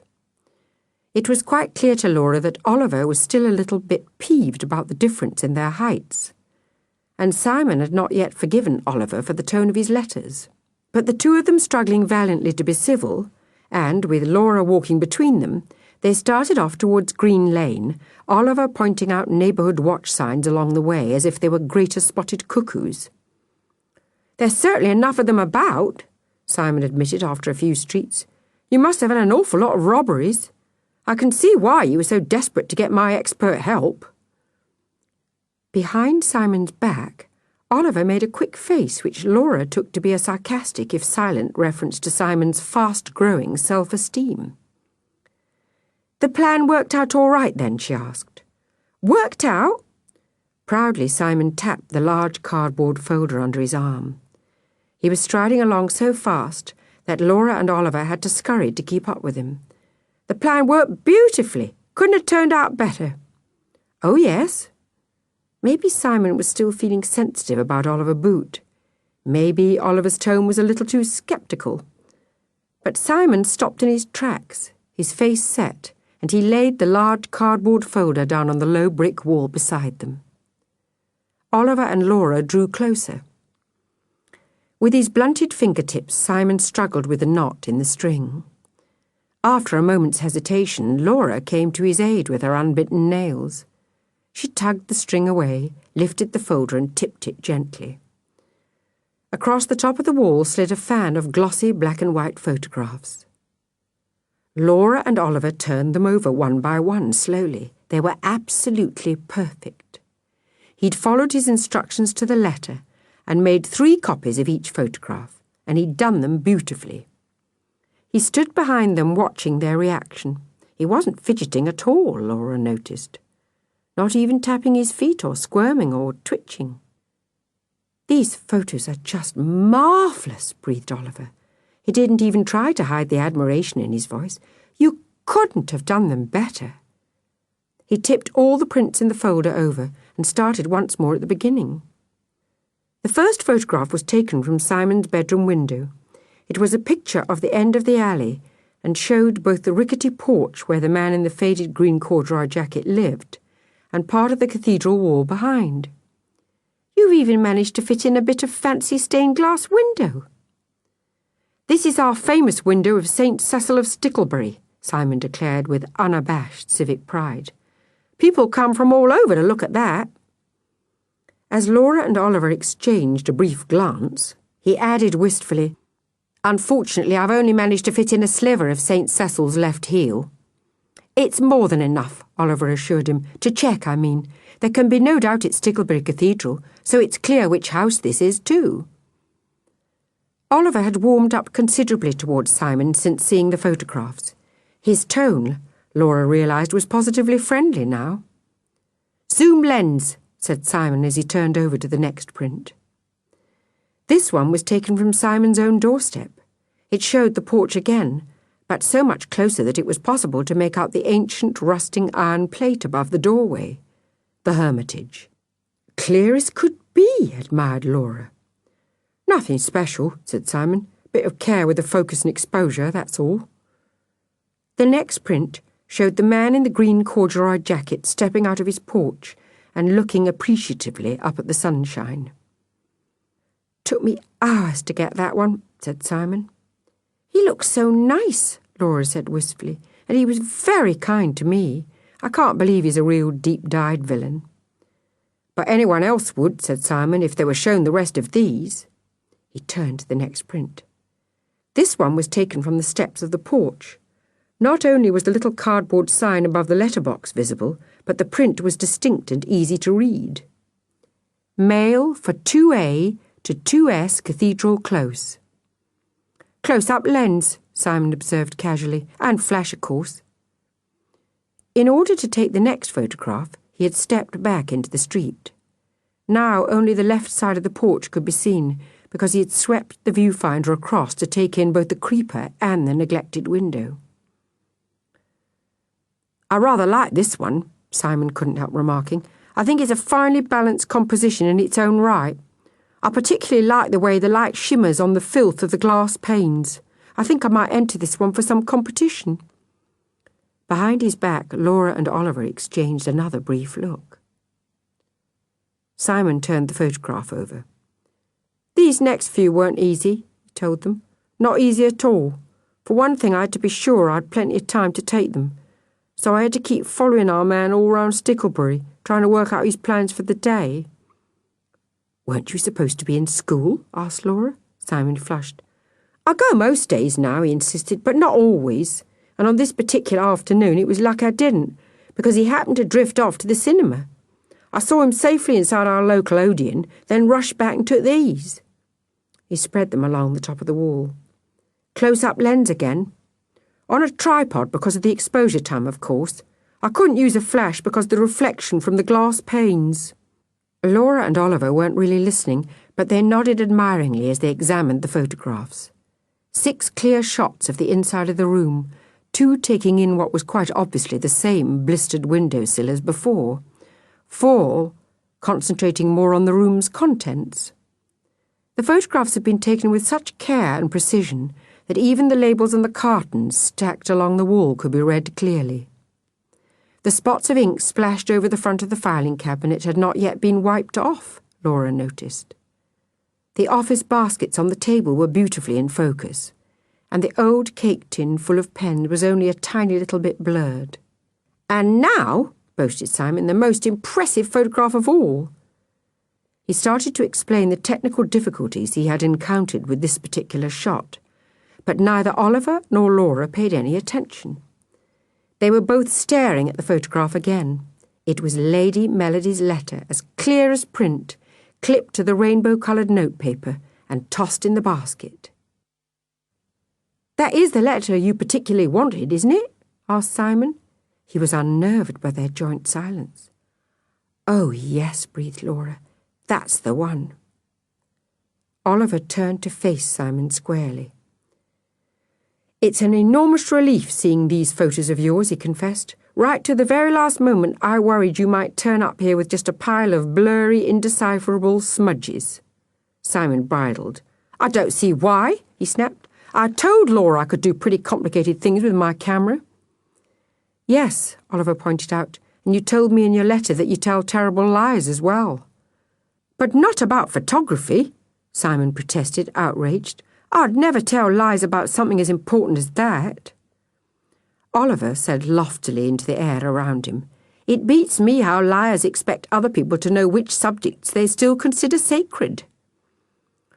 All the blood drained from Simon's cheeks. He looked as though he'd been slapped. He was clearly only moments from tears. Laura's soft heart couldn't bear it. She said sharply to Oliver, "It was silly to waste time worrying about Simon's photographs because Simon has given up lying forever." She turned to Simon. "Haven't you?"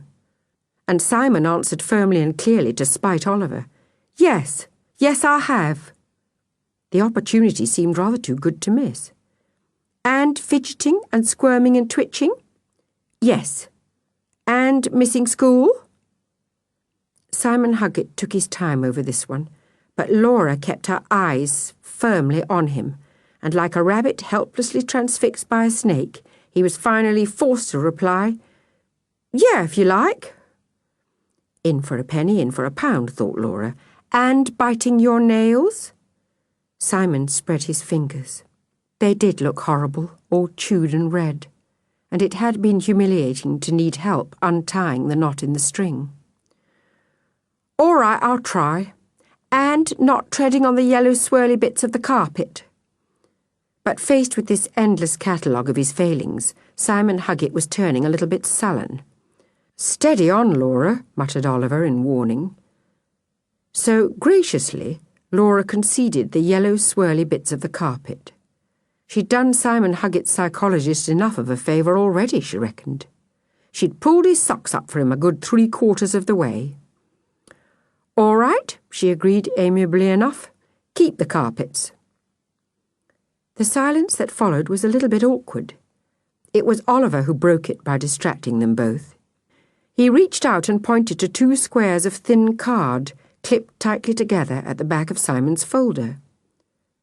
"What's in here? Another photograph?" Hastily, Simon pushed it under the folder out of sight.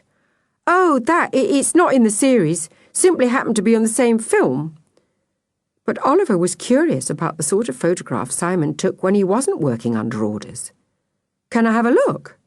Simon appeared dubious. It's nothing much. It's just something I took from my bedroom window one rainy day. Oh, go on, let us look. Clearly, Simon was torn between pride in his work and simple embarrassment. Oliver took advantage of his mixed feelings and slid the photograph out from between the two squares of card. He laid it on the wall on top of the others and gazed at it in astonishment. Why, it's Laura! How extraordinary! Laura standing in the pouring rain, grinning all over her face. What a wonderful photo! Simon was pleased. Do you really like it? Like it? It's amazing! Delighted with this response, Simon dared turn to Laura. Do you like it too? Laura considered. Generally, she didn't much care for the photographs people took of her. Though she nodded and smiled politely when she was shown them, she usually found something she didn't like at all in the expression on her face, or the way she was standing, or what the wind had done to her hair or her clothes. But she had to admit, this photograph of Simon's was both strange and striking, and little things like her sodden hair and her drenched clothing didn't seem to spoil it at all. She looked so happy standing there, almost ecstatic, under a cloudburst without a care in the world. It suddenly brought back to her in full force that glorious moment of freedom and release. That was the best moment of my entire life, she told the two of them, the moment I realized Miranda didn't exist. That is exactly how I felt. You caught it exactly. That's photography, Simon said proudly. That's why I love it. There I was, sitting staring out the window, bored stiff, and then I saw you there, looking so extraordinary, as if something perfectly wonderful had happened to you. Radiant, as if you'd seen a Christmas angel or something. And I simply had to take a photograph. I took my camera off the bed and set it behind the flapping curtains. Then I called, "Psst," and held the curtains back, and you turned your head. So that was why you were trying to attract my attention. Simon blushed. Yeah, for the photograph, and it's a present. Now it was Laura's turn to blush.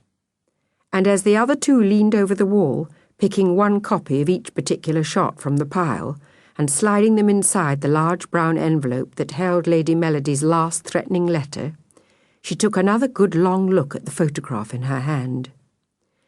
She trailed behind Oliver and Simon as they made for the pillar box on the next corner and pushed the large brown envelope inside it.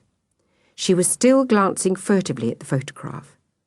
Really, the longer she looked at it, the more she liked it. The burglar must have written back almost at once, but still it seemed the longest wait. Laura felt little short of grateful when, hanging about at the bottom of the stairs for the 4th morning in a row, she finally saw the familiar rainbow-coloured envelope slip through the letterbox and float to the floor. It had been a nerve-wracking vigil. Wait and see, Oliver had told her, equably going about his other concerns. But Oliver was made of sterner stuff. Laura was unable to keep herself from fretting, day after day, night after night, in case the thief did not write back. What would they do if after a whole week or so there was still silence? Would Oliver insist on reporting the whole affair to the police? The very idea filled Laura with the deepest unease.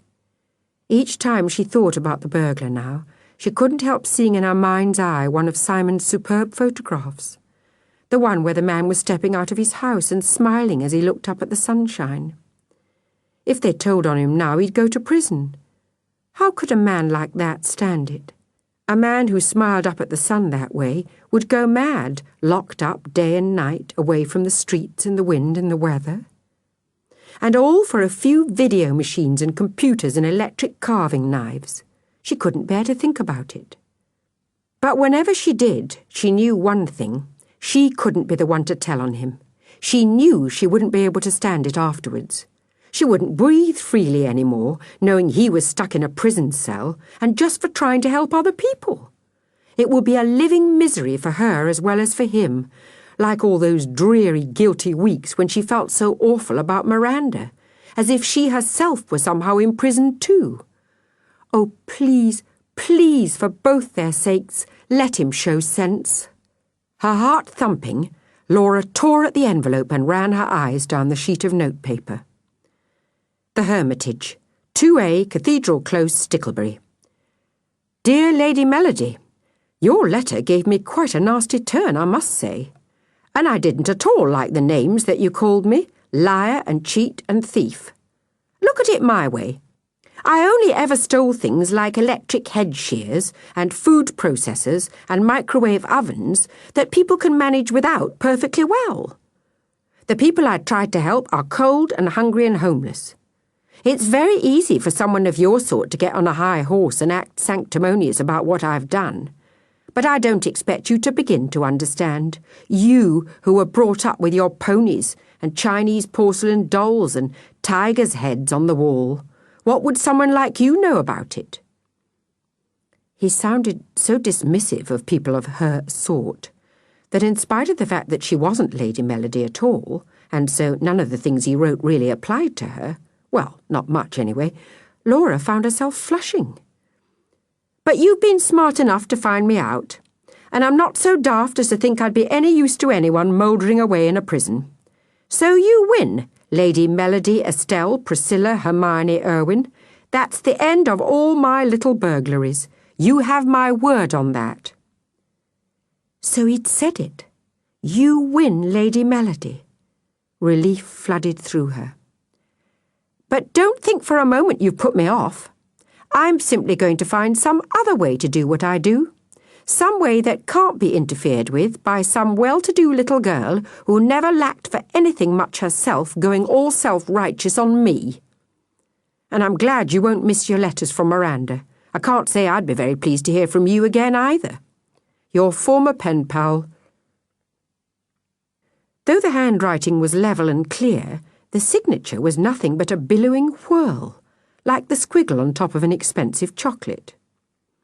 Pale-faced, Laura stuffed the letter deep in her schoolbag out of sight and ran as fast as she could to the corner. Oliver's reaction to the letter was rather different. So you win, Lady Melody, he read aloud. You have my word on that. What is the word of a liar worth, Laura? Laura was silent. She hadn't thought of that. How horribly complicated these things were. Surely we have to trust him, she said at last, spreading her hands. What else can we do? Nothing, said Oliver. So we have to trust him. But he's not sorry, you know, not in the slightest. No, Laura said, and if he does stop stealing, it won't be because he's suddenly realised what he's doing is wrong.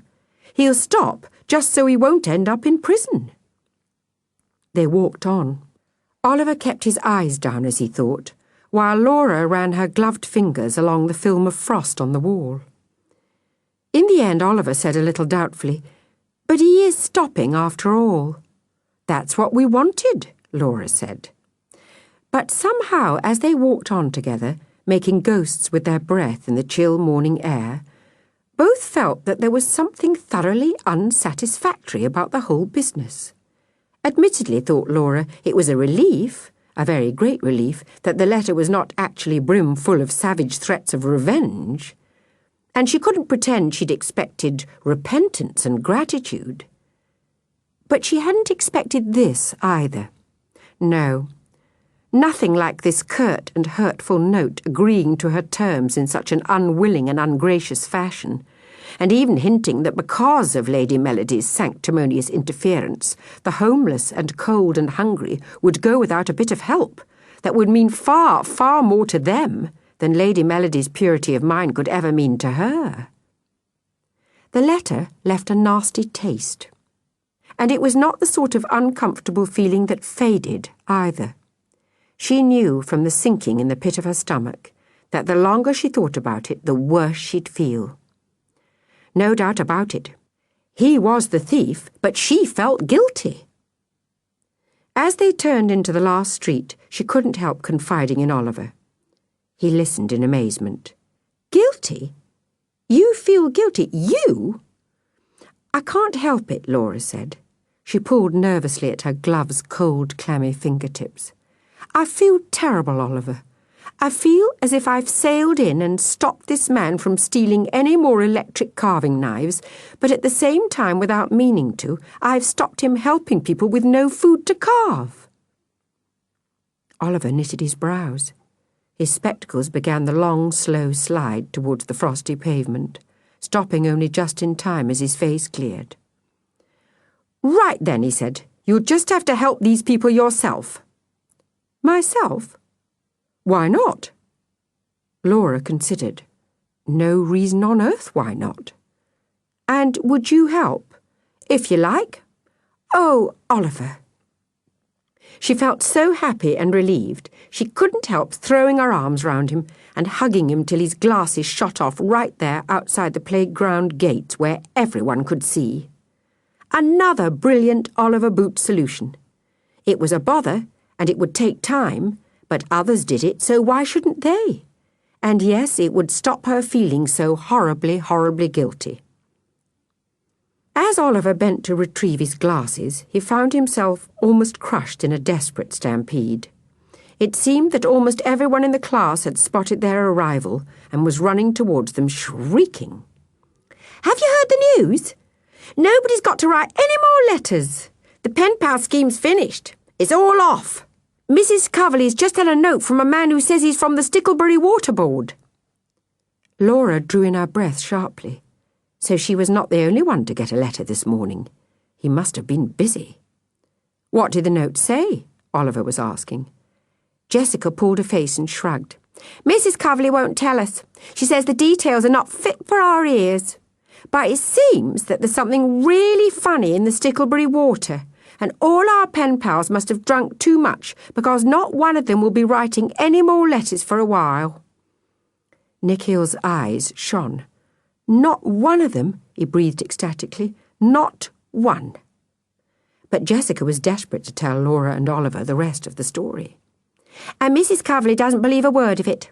She says if anything as serious as that were true, it would be on the news. And the letter isn't even written on proper waterboard paper.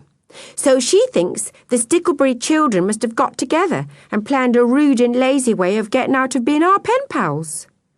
And she's disgusted. She said so several times." And after the class had settled in their seats that morning, Mrs. Coverley said so several times more. "So rude," she muttered, raising her arms to pat her bun firmly back into place. "I can scarcely believe it. This is the very last time we ever get involved with pen pals. From now on we shall do something else entirely." Oliver was never one to miss an opportunity.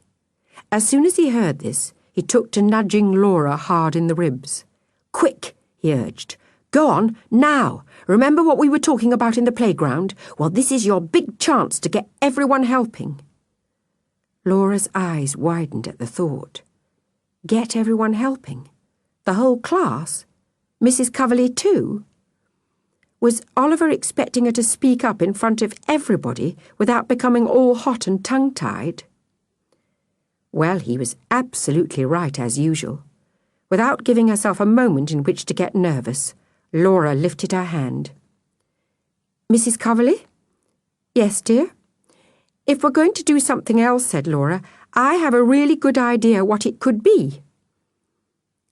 Mrs. Coverley listened in amazement as Laura Irwin stood up behind her desk and spoke her mind. Where was the sensitive plant she'd put beside Oliver Boot only 2 terms ago? Quite gone, and in her place this confident, outspoken, yes, fearless child was making quite an impassioned little speech about the cold and the hungry and the homeless. And Mrs. Coverley was so intrigued, she even failed to notice when her hairpins began to slip. Before Laura had finished detailing her plans, gravity and the weight of the bun won the battle, and all Mrs. Coverley's pepper and salt hair cascaded freely round her astonished face. Laura sat with her head propped on her elbows and stared absorbed out of the classroom window. Above her, the glittering Christmas decorations spun lazily. Outside, the snow kept falling as it had fallen all day, and as she watched, the so familiar view of street and curbs, of pavements and high stone walls, was silently giving way to a strange world of glistening white. Around her the din was considerable. It had been all day as one group of children after another jostled round the 5 desks pushed together and piled high with goodies collected from everyone and everywhere imaginable. What had become known throughout the whole school as Laura's great Christmas sale for the cold and the hungry and the homeless had been a wonderful success. Even the parents and the teachers had come. Everyone had at least a little money to spend. Everyone had at least 1 or 2 small presents to buy. And everyone found at least something they fancied. From his seat behind the stall, where he had been all day, Oliver proudly announced his current running total. £163. Mrs. Coverley murmured her growing amazement, and almost everyone else in the classroom made some remark or another each time the total climbed a pound or 2. Only Laura paid little attention. She was still watching her snowflakes exert their quite extraordinary magic, laying their shimmering blanket over the dull grey playground she knew so well, transforming the stunted trees and miserable bushes into outlandish and astonishing shapes. She didn't care how much they made any more. Leave that to Oliver. She'd sit here content with a job well done and watch the world change in the cold blue dusk light. Laura? It was Oliver. He had left his post for a moment. He stood in front of the desk, a torn piece of newspaper in his hand. Laura, are you all right? I was just watching the snow fall.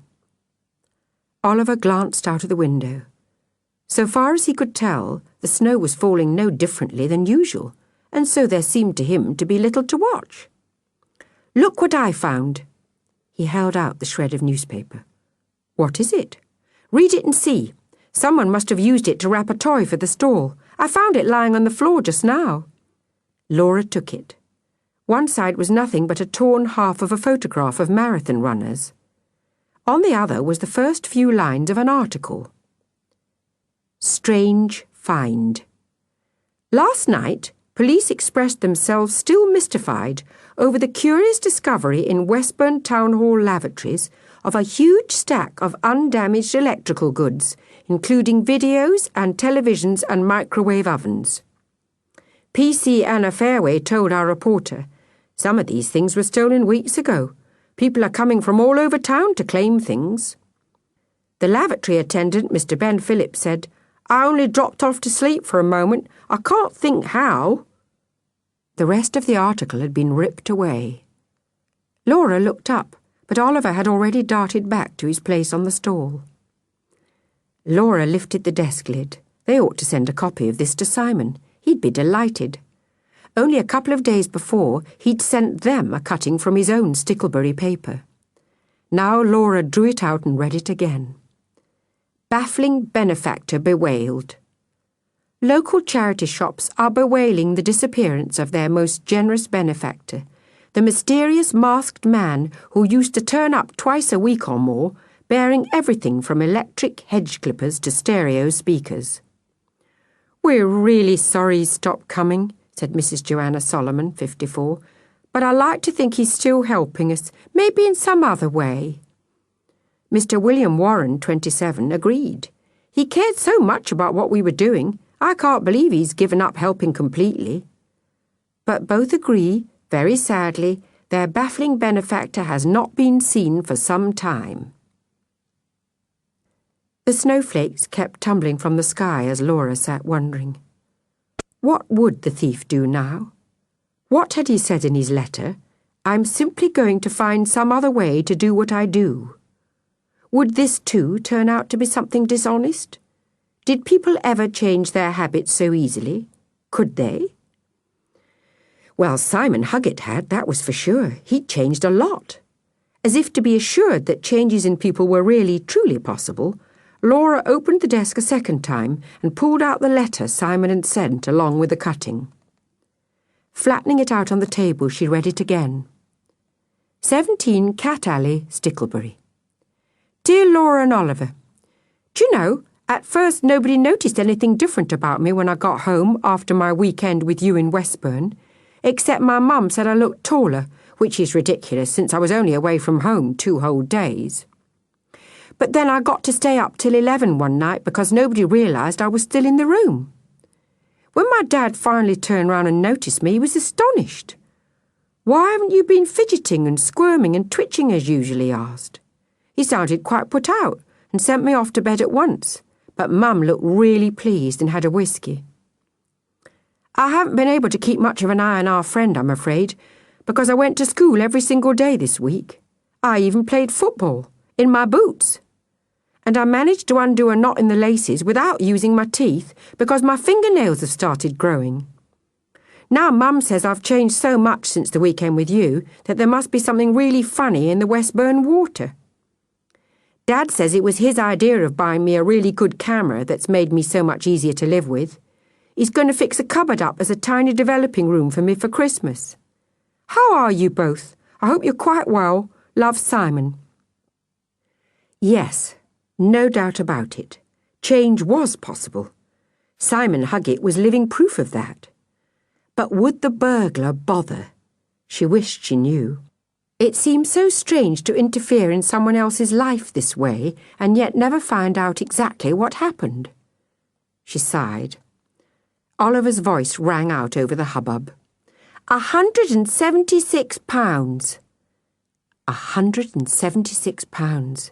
It was a good deal of money. It probably made up for quite a few electric carving knives and hedge clippers and things. And what would the burglar think of them if he knew how much money they had raised? He'd probably be astonished. He probably believed that Lady Melody Estelle Priscilla Hermione Irwin was far too busy rocking her Chinese porcelain dolls to sleep in their ivory cradle, or dusting the tigers' heads on the wall to find time to organise a great Christmas sale. She'd let him know then. She would write and tell him. He'd said he wouldn't be very pleased to hear from her again, but she wasn't going to let him get away with believing that she was just sanctimonious and interfering and no use at all. She had clean envelopes left over from grisly writing to your pen pal days, and the inside of her desk was littered with Christmas cards, some hardly crumpled at all, and 1 or 2 even written in pencil. Arif's, for one, and his was lovely. Arif wouldn't mind if she very carefully and gently rubbed out his name and wrote her own, or rather Lady Melody's. £186.40. Oh, splendid. Keep it coming, Oliver. The softly falling snow entirely forgotten, Laura buried herself in her note to the burglar. When she came to telling him about the amount of money they'd raised, she left a space. She could fill that gap at the very last moment, when she could write in Oliver's final, magnificent, great sale total, just as the bell rang at the end of the day. A week later, on the last afternoon of term, Oliver walked home with Laura through the chilly blue dusk. The two of them were laden with every last forgotten item from the shared double desk, and the presents that they had bought in their own sale. Trailing behind Oliver on the end of some string was a monstrous yellow plastic duck on wheels, at least twice the size of his baby sister. "I'll just have to keep it at your house till Christmas," he warned Laura. "It's far too big to hide at our house." "It's just far too big," Laura warned back. "She'll probably break her neck falling off it." "She'll love it," said Oliver, being fearless. Laura's own spoils were more modest. A couple of boxes of soaps for her aunts, a book on bread-making for Mrs. Bandarina next door, and a delicate wooden frame for her parents. "What are you putting in that frame?" "Simon's photograph of me, the one he took in the alley. It's a surprise." "They'll love it," said Oliver. "It's a smashing photo." Laura scooped Mr. Whiskers up from where he was sleeping on the garden wall and started introducing him to Oliver's duck. Oliver interrupted. "You've got another letter, Laura." Laura spun round with Mr. Whiskers in her arms. Oliver was right. Once again, sticking from the letterbox, there was the corner of a rainbow-coloured envelope. This time Oliver seemed to know at once what was expected of him.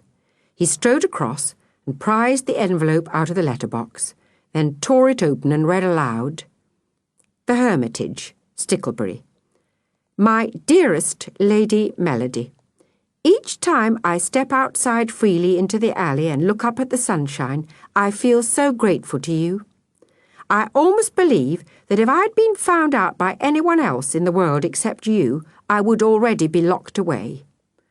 What I was doing was dangerous and foolish, and I'm so glad you forced me to stop before I got into the most terrible trouble. Tremendous news about your Christmas sale.